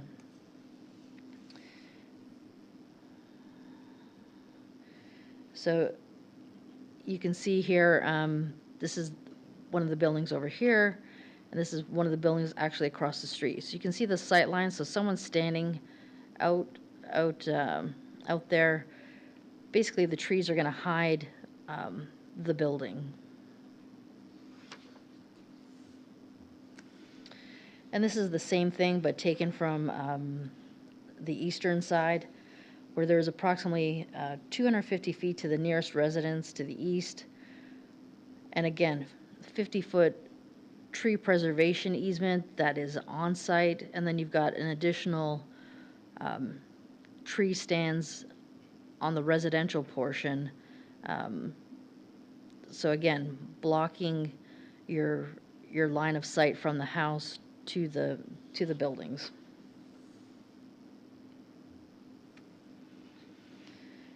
So while the property to the north and east are zoned for residential uses, the actual homes are pretty far away from the buildings, with the tree preservation easements between them as well. And as I mentioned, there's a floodplain which does not allow for screening walls to be placed within it. There will be a retaining walls proposed along the majority of the northern portion of the truck court, which wraps around the eastern fire lane and parking area, and then along the southern parking area. There will be two driveways on Freeport, with the drive aisle also acting as a fire lane as it circles the building. When we look at the elevations for this proposed building, it'll be a combination of tilt wall with vertical decorative battens. I'm going to butcher this word. Clerestory windows on the upper portion of the building and windows along the lower levels. The southeast and southwest corners of the building have an aluminum storefront with decorative form liner and spandrel glass that will be similar in appearance for most of the office buildings that you see. The office-style architecture extends along the southern end in two additional sections. The windows along the southeast and southwest and southern sides have a metal canopy over them. The building is oriented east-west with the truck court oriented to the north to mitigate potential noise from the truck court area to the cemetery. The building is proposed to be 43 feet in the southern elevation and 39 feet and a half feet along the northern elevation. So a PD condition that is also being requested is to allow the building to be taller than 35 feet when within 150 feet of a property zone residential. So again, from the sight lines that we looked at, they won't even be able to see this building based on the density of the trees as well as the distance from where the houses are to where the building's located.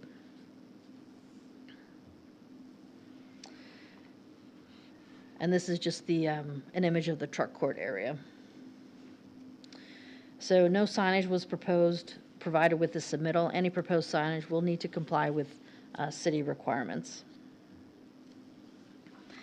And here we're just getting some renderings of what the building will look like.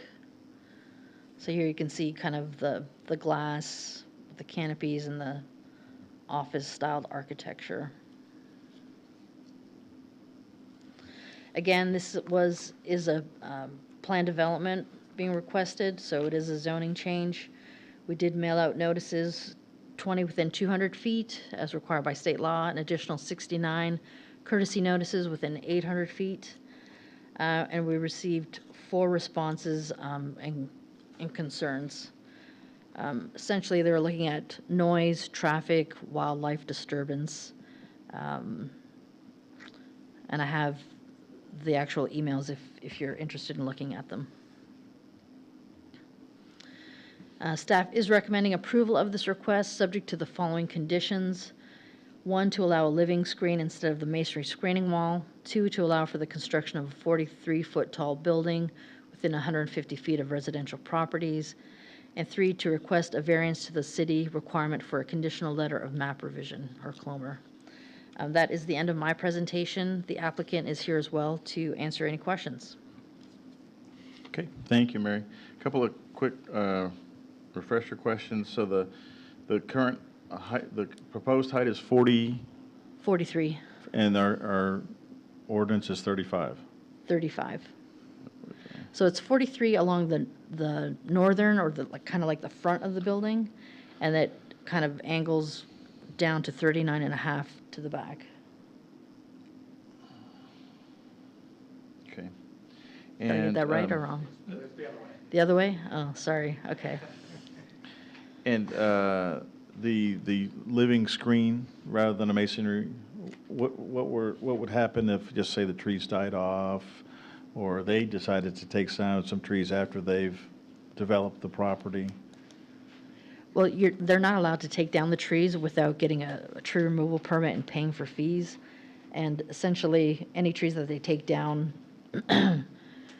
there's the 80-foot and the 50-foot tree preservation easement that has to stay. Okay. In addition, there's a large amount of trees. That 80-foot screening and 50-foot screening kind of are continued along that side. So I'm not sure why they would take it down. Okay. Any questions of staff by the commission? Cindy. Cindy had her hand up first. Barely, thank you. Just to follow up on the chairman's question about the tree preservation. I mean, who would know, just hypothetically, if some of the trees in the back, some of these newly planted trees died? How would the city enforce that they would put in a new tree? Are you talking within the preservation easement? No. Okay. The new trees? Yes, the new trees that are going to be planted. What's to keep any developer, hypothetically, from just ignoring it and not watering them, and then they die, and then they're not replaced? So, we do go and do a check when the building is constructed, before we allow them to, start operations in the building, to make sure that all the trees are there. Most of the trees have I believe, a 2-year warranty period on them, so that if they die, they are under warranty to be replaced.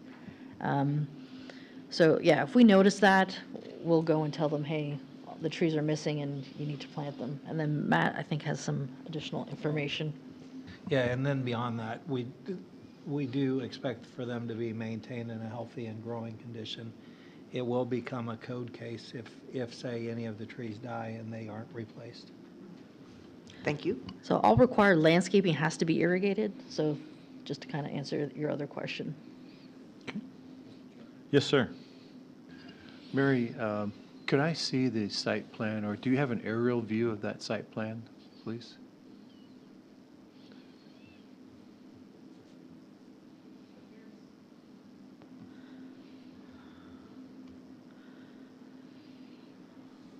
So I'm not sure, is there something particular you're looking at? I want to see what's going on to the south of the site. The cemetery. The cemetery. That's the cemetery. Yeah. Okay. So why is the active trucking part of this facility on the residential side instead of the cemetery side of this site? Because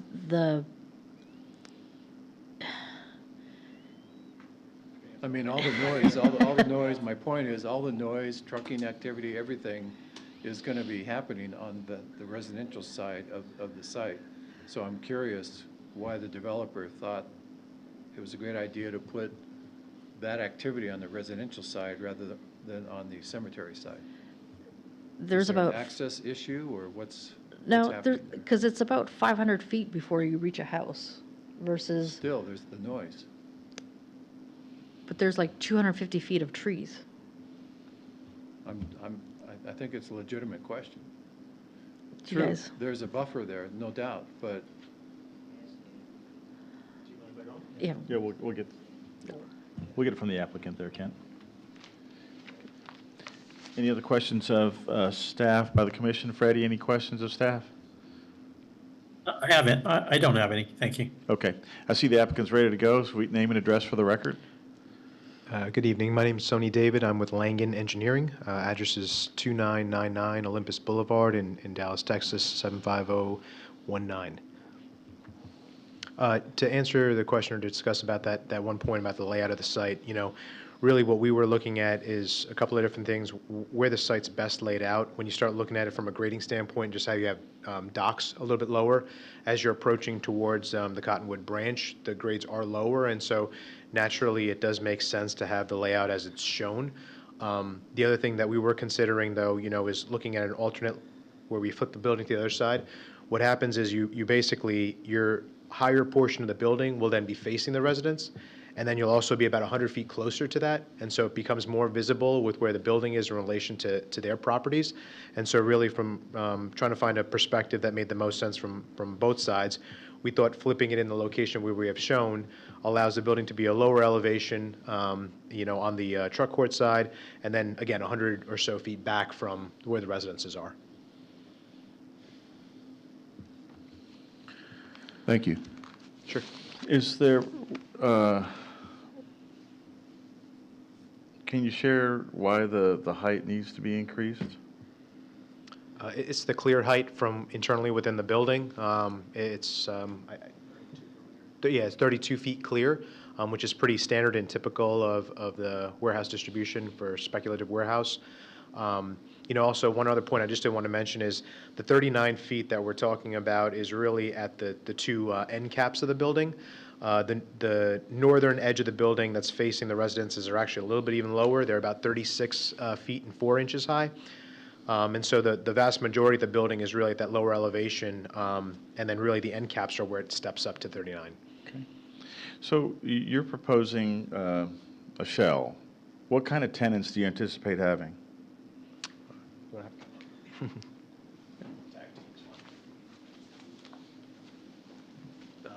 I'm Will Bowles with Alliance Industrial Company, representing the developer, 9900 North Central Expressway. This is what we would call a shallow bay building. Only it's 180 feet, not 190 feet deep.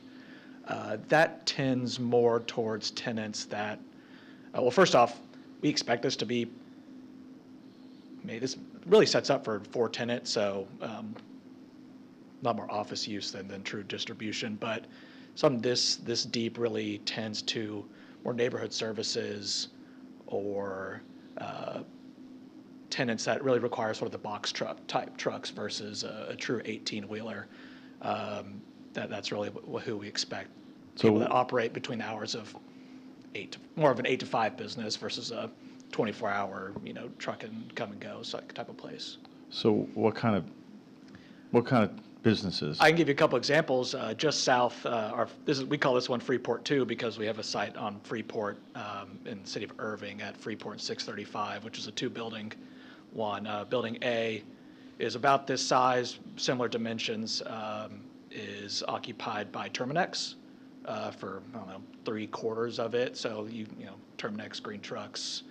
It's really sort of a pickup truck place, but they just have a lot of storage needs. Apparently they have a lot of Christmas tree decorations that they store there.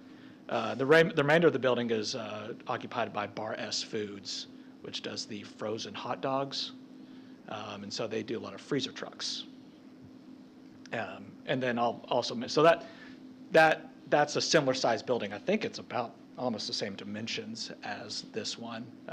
Don't quote me on that, but it's very similar. Then building B at the Freeport 1 site is 260 feet deep, a little deeper bay, and that is a true 3PL, distribution type center. But that's the depth that they need to operate appropriately. Could one tenant come in and buy the whole thing for distribution? I wouldn't rule it out. Fulfillment center? I could not guarantee that won't happen, but from typical tenants, I would say no. So most of your buildings this size are typically four different tenants? This one, it's set up, we have it set up for about a 4-person, but it's usually a multi-tenant scenario. Gotcha.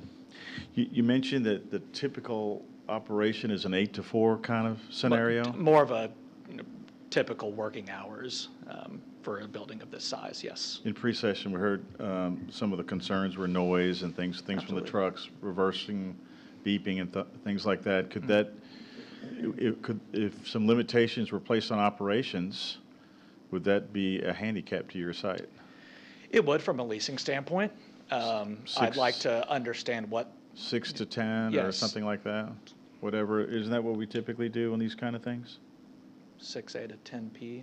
I mean, but what like are overnight? Well, definitely no overnight. But Yeah. I mean, but if we were to, we've done some limitations on hours of operation on other. What? Usually it's overnight operations. Okay, I seem to recall. I thought we had a 6 to 10 or something.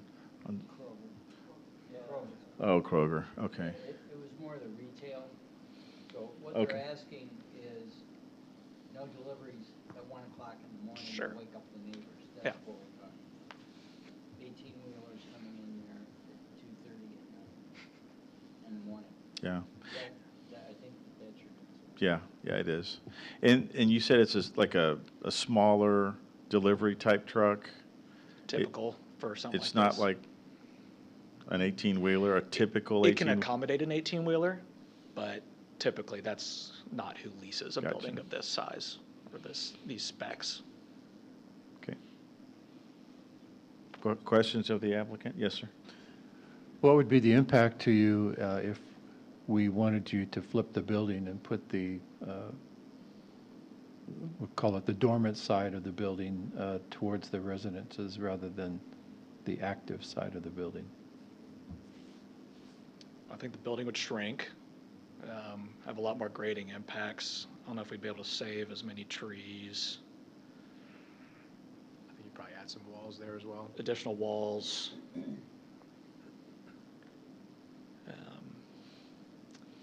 I don't know what we're doing. I forget what we're doing with the drive on the south plant. Well, it is true south, southwest corner that's the 300. That's the existing drive, right? Yeah. It's an existing residential drive. The one on the north is the existing Alfred Media Drive as well. And one of the other things that we're doing as part of this design is there's a large pipe that's relocating water that was coming in from the southern portion of the property around the building and then discharging out to the detention basin and then an outfall ultimately to the Cottonwood branch. It would be more difficult, I think, to capture the water and then bring it from the other way around if we had to do that as well. I think you'd have some real struggles, I think, with the earthwork trying to make it work out, and you'd probably have a larger either export or import rather than having a balanced site, which is what we typically try to do on these properties.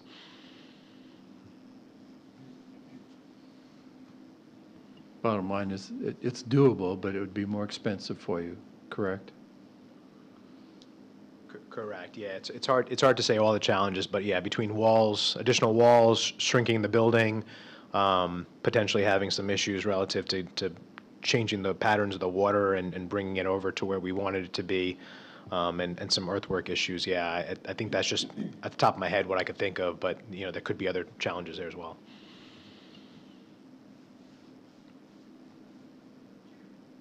Yes, ma'am.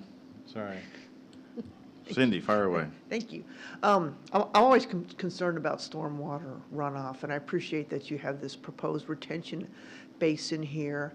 But you do have an increase in impervious area. So I just wanted to confirm, does the stormwater on all the impervious areas drain towards the retention basin? Yeah, correct. So the way that we're managing the increase of impervious is through the detention basin. It's attenuating the flow and slowly release it back so that the peak flow rates match the existing conditions. Great, thank you. Freddie, any comments or questions of the applicant? See a follow-up question on the detention basin. I guess, since it's toward the front of the property, what are some of the safety concerns or things you're going to do different just to ensure that no one, obviously it's going to be dry most of the time, but, can you answer the question regarding the safety concerns and what you're doing regarding that?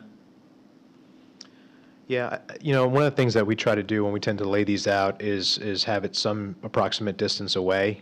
Where there are sloped within the basin, they're 4-on-1, so they're reasonable from an erosion standpoint. You can kind of see where the entrance is. It is set further back away from there. Partially, some of the reasons where we showed the basin where it is right now is to protect and save more trees where we can in the spaces that they do have them available. From a safety standpoint, we do have the wall in the back. We will have some fencing there as well. If necessary, we could potentially add, like a 4-foot high fence on the western side if you thought that was, necessary as well. But it is an open basin otherwise. Thank you.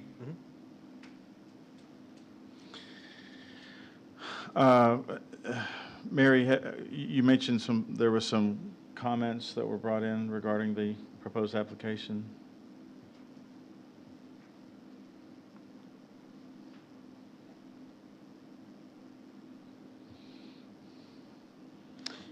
Yes, I can pass those down if you would like them. have we, let me be careful how I phrase this question, from the owners, not residents, but from the owners of the Rolling Oaks Memorial, have they provided any input on this? So it's a, Yeah, not dead people, but the operators of this, any, you know. well, it's a and city cemetery. This is I'm just looking, can we pull up an aerial image? It's a city cemetery. Yeah, I know it's a Yeah. cemetery. No, it's our cemetery. Okay. Have we commented on that? We have, presume we have. Can we pull up an aerial image? I also did want to add that, Alliance Industrial did meet with both HOAs on the north and to the east to discuss the project and the improvements as well. Who was that? Alliance, the developer, Gotcha. met with both Gotcha. HOAs in advance of this meeting. So, yeah, I know it's a kind of a cropped image there, but we have single family to the north, to the east, to the south, we have passive cemetery, we got recreation to the west. And I look at, and I zoom out and I look at the Oak Lawn, sorry, yeah. I look at the kind of the larger context of the area. And I know Michael's is on the other side, of whatever that street is, Ruby. But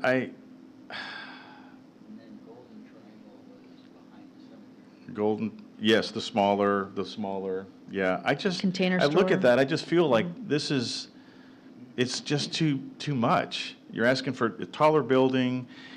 In the landscape plan, I didn't see, I get it on the east side, but on the south side, against the cemetery, I guess there were some trees along the parking there, but I just feel like the serenity of the ballpark, the passive recreation there, the hopeful serenity of the cemetery itself, and I get, this is zone light industrial already. Mhm. What was the special use permit? So on the Alfred Media portion, there was previously a house there. So when they built the office warehouse, they wanted to keep the house, and it's their conference center and lodging house. Okay. Okay. Are there any other questions of the applicant by the commission? Okay. We'll reserve the right to bring you back up for any following questions. This is a public hearing, and I believe we have two people that maybe have signed up for it. This is the redevelop. Yeah, the redevelop. I'm sorry, one. Will Bowles? Oh, sorry. Yes, since it's a public hearing, is there anybody who'd like to speak for or against? Yeah.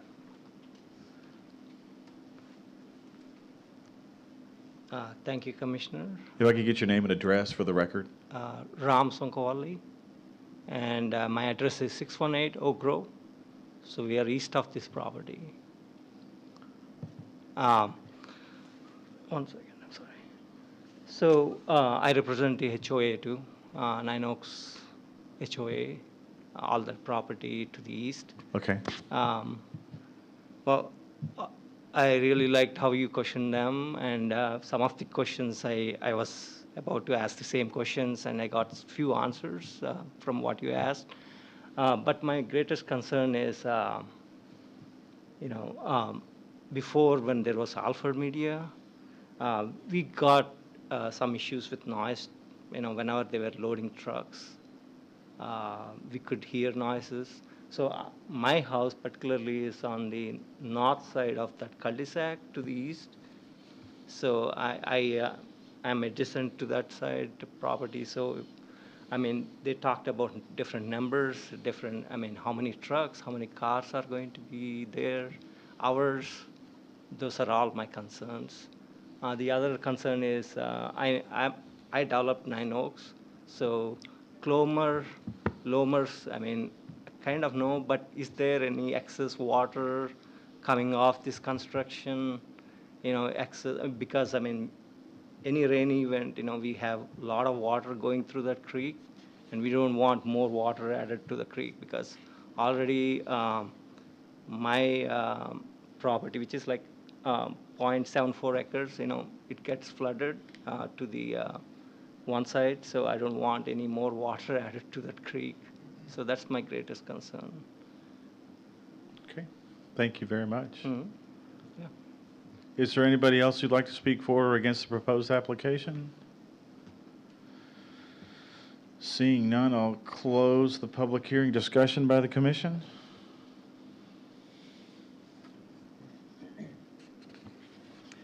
Yes, Mr. Chairman. So reading through some of the comments, the the existing noise from the existing user came across in a few of the emails from obviously the residents, and it's obviously quite a bit of a smaller building, although it does look like it has your standard 18-wheeler trucks. I mean, I guess the question is, from a noise standpoint, how much of a, and this is a question for staff, like how much of a concern do we have based on this use to the surrounding households? They've indicated they can hear it, but from a from a decibel standpoint, from a dock door opening and closing, and what that generates to the distance, whether, depending on what season it is, if there's leaves on the tree or not, do we have an idea of what that decibel drop-off would be?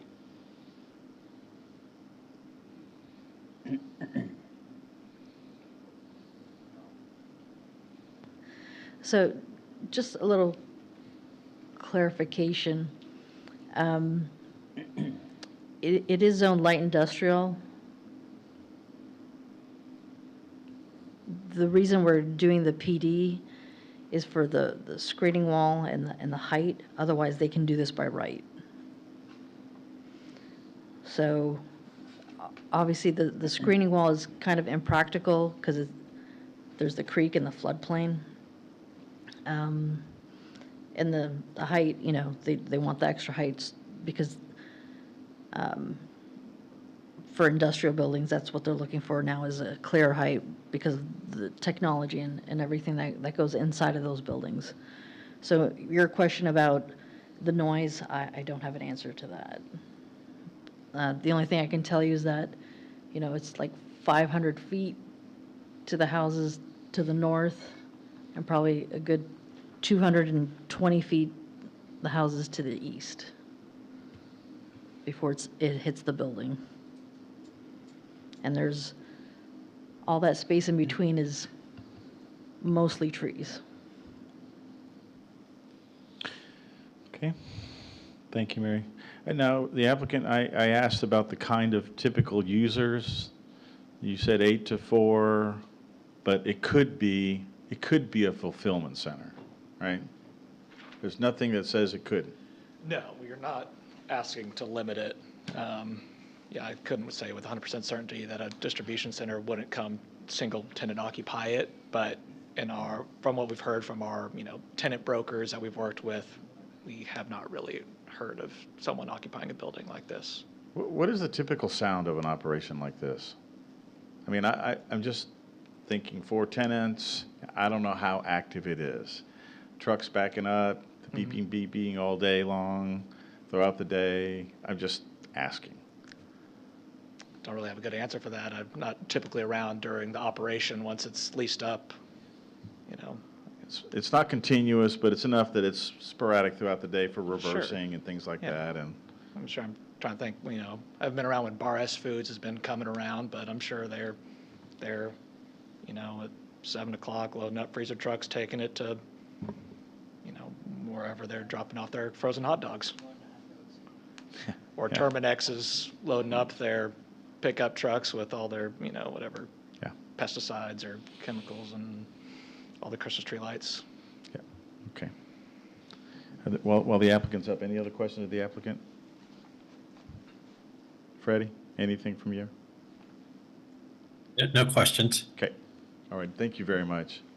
And Mary, final follow on. So they've met, with the exception of the screening wall and the height, they've met the requirements of the site at its maximum capacity? Is that like, they could put no more footprint on this property? This is what they're requesting. They've met all the requirements. So, you know, they've maintained the 80-foot tree preservation easement. They've extended that tree preservation easement along the north side. You know, they're planting another 100 trees onto the site. We've asked them to add kind of a little buffer, a little bit of height towards the cemetery section. They've pretty much done what we've requested or asked of them. Can you pull up the site plan again? Sure. The one with the aerial. This one? There you go, there you go. Is this what we really have in mind? I mean, if we were to zoom out, right, we got ball fields, yeah, we got a cemetery, but the serenity of a cemetery, we got adjacent residential. I just feel this is too much. That's, look at the size of this building compared to what's there now, right? And the potential noise impact, we didn't even talk about lighting. I remember the property to the north, that was an issue when that came through, lighting and what that might look like at night and shielding and all that. I feel it's too much, you know, just in the the larger context of that area. And that's just my personal opinion on this one, but I don't feel I can support this, even though it meets. I'm sorry, I just feel it's just too much for this area. So, that's my thought. Any thoughts by the commission before we entertain a motion? Yes, Chairman. Yeah, I mean, I see the point. I think to Mary's point, it is zoned light industrial. And, you know, asking for, you know, the two conditions. So if they didn't ask for those conditions, they would be able to build this as drawn. As a 35-foot building. Yeah. And I think from the standpoint of the homeowner side, seeing an existing, I think there's a difference when you see an existing structure when you're purchasing a home in an industrial area versus a vacant piece of land. And with a vacant piece of land that's zoned light industrial, it could be a small building or a large building. When you see an existing structure, I think it's a little bit of a different perspective. That being said, I mean, it is zoned light industrial, and there are, if you zoom out at the area, I know you can't do that. I'm zooming out on my iPad. I mean, there are other industrial centers that are pretty close to the housing, typically across a road, across a driveway or a throughway. And so, I mean, from that perspective, you know, I certainly see the point, but I think from my perspective, it is the use is, although being potentially more obviously more intensive than what's there now, it meets the zoning. Okay. Mr. Chairman? Yes, sir. So I don't have a problem with the use. I agree with the density question that you're having, Mr. Chairman. I do think it's just a little much, but I would support the project if it were flipped so that the noise to the residences is mitigated. And I guess that's my overall thought on it. I can't support it the way it's designed right now. Any other comments or a motion? Well, okay. I move to approve PD 318 LI 300 Freeport Parkway redevelopment, Lot 1, Block A, a zoning change request from LI Light Industrial and S 1132 special use permit 1132 to PD 318 LI, as set forth in item 8 of tonight's agenda. Okay, we have a motion by Commissioner Portman. Subject to staff conditions. Subject to staff conditions, I'm sorry. So we have a motion by Commissioner Portman. Is there a second? I second. Second, Commissioner Guerra. Cammie, would you call the roll? Please respond by saying aye or nay as I call your name. Commissioner Guerra, Aye. Vice Chair Portman, Aye. Chairman Haas, Nay. Commissioner Mauer, Aye. Commissioner Hafman, Nay. and Commissioner Bishop. Aye. 4 approved, 2 opposed, motion carries. Motion carries. Yeah, motion carries. Okay.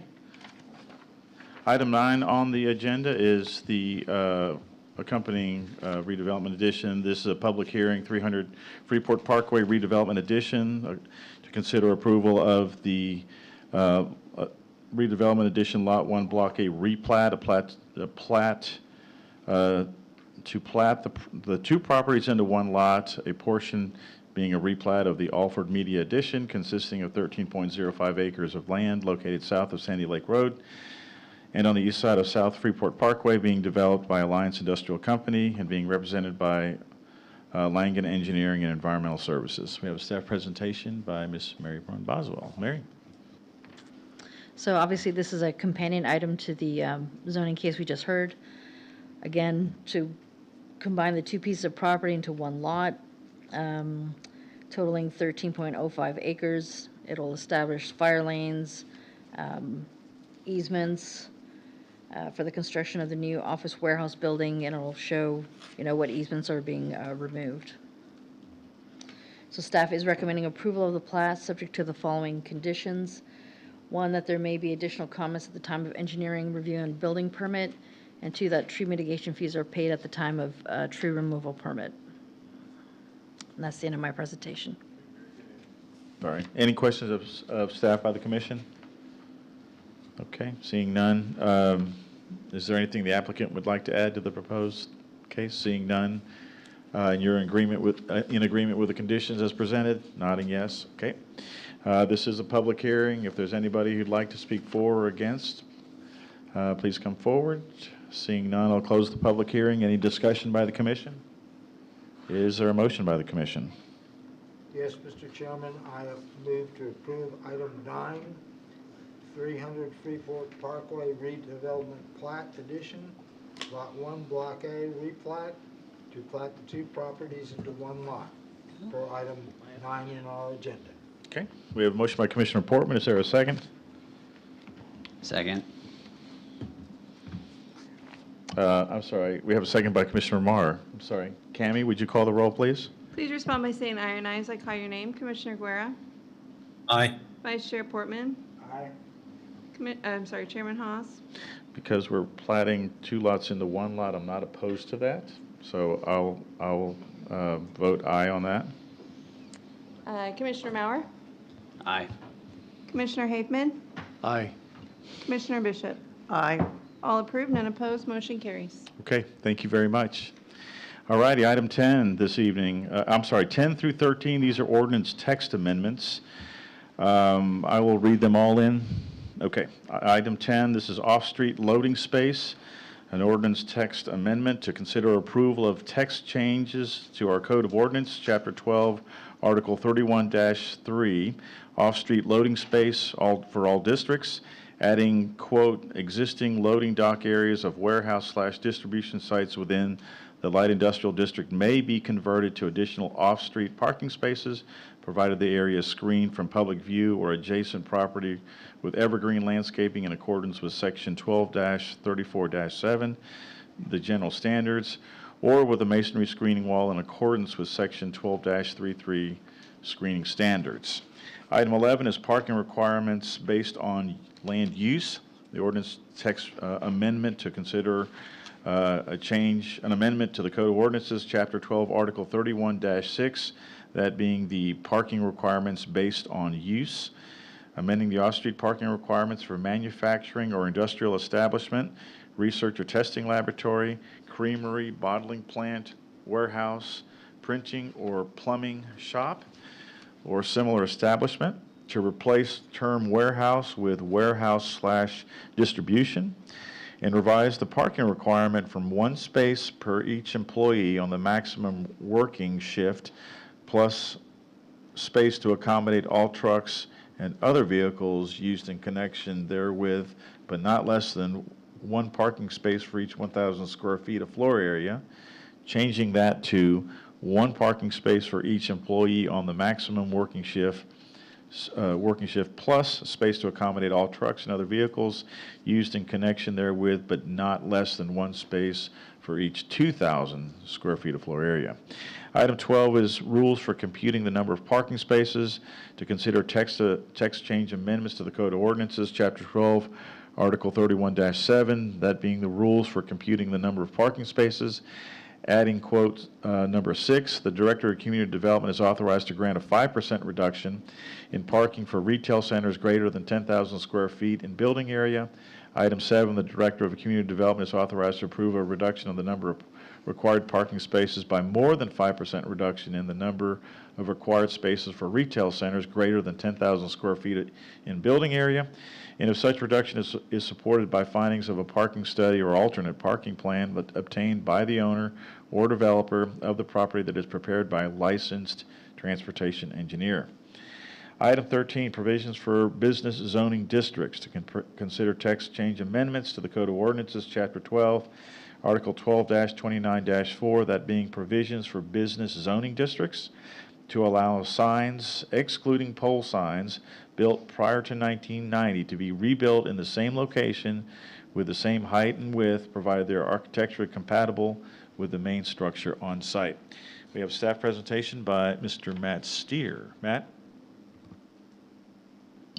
Mr. Chairman, Commissioners, good evening. So the purpose of these amendments to the zoning ordinance are to incorporate items discussed during the Industrial 2.0 and retail roundtables that the city performed in fiscal year 23. These will allow for more flexibility in parking requirements for industrial and retail users, and the modification to the city's requirements related to non-conforming monument signage could potentially improve the aesthetics of outdated signage along major corridors. These changes are city initiated, and we briefed the council on these concepts in September, and were given the consent to bring these items forward. If recommended for approval, they will go to the City Council for a public hearing and adoption on November 12th. The first is to allow for conversion of the dock areas to vehicular parking within an existing office warehouse site, provided the area is screened from view. Currently, a conversion of dock areas to car parking would necessitate a minor site plan amendment and would need the approval from the Director of Community Development. With this amendment, the change would be allowed by right and could be done at the time of building permit. The amendment would allow more flexibility for reconfiguration of the site to accommodate more vehicles, for a change in tenant or operations of an existing tenant, and the space could easily be converted back if that user changes. And just to be clear, this is not a drop-off or pickup area for children, but rather it's an area in our light industrial district used for the shipping of goods within a warehouse or distribution site.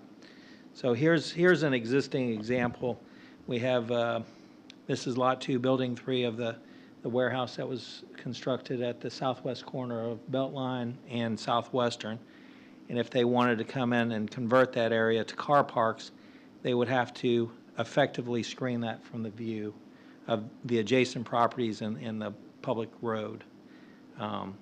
So there's the addition of the parking spaces for the change in user, the need for the parking spaces, and there's the additional evergreen screening.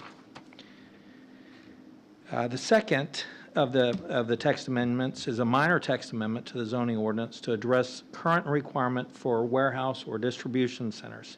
The proposed changes decrease the minimum parking required from 1 parking space per 1,000 square feet to 1 parking space per 2,000 square feet, while ensuring the number of employees on the maximum working shift each have a parking space. Although the comparison city research showed a range of required parking from 1 parking space per 1,000 square feet to 1 parking space per 2,000 square feet, and from 1 parking space per 1 employee to 1 parking space per 4 employees. Staff feels comfortable in recommending the adjustment to our minimum standard based on our discussions with the industrial operators. This text amendment will also have a cleanup item to use the same term, warehouse distribution, as defined in the special definitions section of the zoning ordinance. And what staff has observed over time is that the larger the warehouse, the emptier the parking areas. The third text amendment was a result of the retail roundtable held with retail developers to discuss the future trends in retail. And during the roundtable, the parking requirements for retail centers was brought up. Parking requirements of the zoning ordinance are based on extreme cases. During peak times, and often there's a large amount of parking that's never utilized except for during the holidays. The Director of Community Development is proposed to be authorized to grant a 5% reduction in the parking for retail centers that are greater than 10,000 square feet in size, or in 10,000 square feet in building area, and anything greater than 5% would need a parking study and alternate parking plan prepared by a licensed transportation engineer. And during work session, it was mentioned that a limit of 10% be placed on the potential for administrative approval. If this is desired by the majority of the commission, then state that as a condition within your recommendation. With this, there's going to be greater flexibility in administering the parking requirements, and it allows for more businesses to fill the retail centers. And the reason for the 10,000 square foot threshold is related to the number of tenants involved. Anything under 10,000 square feet would have fewer tenants and less parking wiggle room, so to speak. The next text amendment relates to non-conforming signs. So during the retail roundtable, it was a consensus that the handful of non-conforming signs or freestanding signs are most likely never going to be removed and brought into compliance unless destroyed by natural disaster. And because these signs were built prior to the current ordinance, they're typically larger in size and greater in height than what the current ordinance permits, and are considered legal non-conforming. If they could be rebuilt to the same height and same width that they are currently, then the owners of the centers would consider rebuilding these signs to be more architecturally compatible with the centers and would be more uniform with the existing signage along the city roads. So staff's recommending the following verbiage be introduced into the non-conforming signage section. If the freestanding sign was built prior to 1990, and if the sign is not considered a pole sign, then the sign can be rebuilt in the same location with the same height and width, provided it's architecturally compatible with the main structure on site. Again, the purpose of these amendments to the zoning ordinance are to incorporate concepts discussed during the Industrial 2.0 roundtable and the retail roundtable that the city performed in fiscal year 23. These will allow for more flexibility in parking requirements for both industrial and retail users, and the modification to the city requirements related to the non-conforming monument signage could potentially improve the aesthetics of the outdated signage along our major corridors. So staff's recommending approval of the text amendments following a public hearing, and if recommended for approval, these will be brought forward to the City Council on November 12th for another public hearing, and a newspaper notice will be published at least 15 days in advance of the council meeting. And that concludes my presentation. I'm happy to answer any questions. Very good. Thank you, Matt. Any questions of staff by the commission? Yes. Go ahead. Ed? So Matt, in terms of the first amendment, the text change, in terms of the screening, so with the current use, with let's say the dock doors, there's no screening requirement today? There is a screening requirement of wing walls. If you look at this proposal, there's some wing walls here to screen the dock doors from view. Okay, but it increases with the parking? Correct, yes. So you'll have the vehicular parking, and then that would increase the intensity of that area with more cars. So we feel that either a wall screening the area or evergreen screening. Okay. Also, there's a section in our ordinance that says that you're not required to have landscape islands at the end of your parking rows if, say, it's completely screened from public view. So this would help with that requirement. Okay. And then is this a all or none? So let's say a portion of the building wanted to convert to the additional parking, and then another portion of the building would not? No, it's not an all or none. Okay. No, I anticipate that there's several warehouses that, have multiple tenants, that only one tenant wants to do that. Okay, great, thank you. Any other questions of staff? All right, this is a public hearing. Is there anybody who'd like to speak for or against the proposed application? Seeing none, I'll close the public hearing. Discussion by the commission. Did you discuss the? That's on the next one. 10%. Oh, I'm sorry, we're doing one at a time. No, we can do them all. We're doing them all at right the now. same time. Mr. Chairman, what I've written is, if you go to number 12, and it says, number of required parking spaces by more than 5%, not to exceed 10%, semicolon. However, any increase over 5% then would require the study. Is that? That was, that's That was your discussion. akin to the discussion in work And session. I've got that wording, and if you want a motion to approve 10, 11, 12 as amended by city attorney, and 13, I've got those notes, I'll give them to the city, Okay. in this case, the P&Z secretary. Any discussion by the commission on that? Okay, so then I'll make a motion to approve the text amendments as proposed with the amendments written by the city attorney and delivered to city staff. Yeah, on item 12. Motion by Commissioner Haas. Is there a second? Second. Second by Commissioner Portman. Cammie, would you call the roll, please? Please respond by saying aye or nay as I call your name. Commissioner Guerra? We didn't hear you there, Freddie. Sorry. Oh, sorry, aye. Thank you. Vice Chair Portman? Aye. Chairman Haas? Aye. Commissioner Mauer? Aye. Commissioner Haveman? Aye. And Commissioner Bishop? Aye. All approved, none opposed, motion carries. Okay, very good. Item 14 on the agenda is update on council actions. Matt? I don't believe there were any P&Z items on the council. Okay. No Very- update. Very good. Then item 15 is adjournment. The time is 8:57, and I will adjourn this meeting.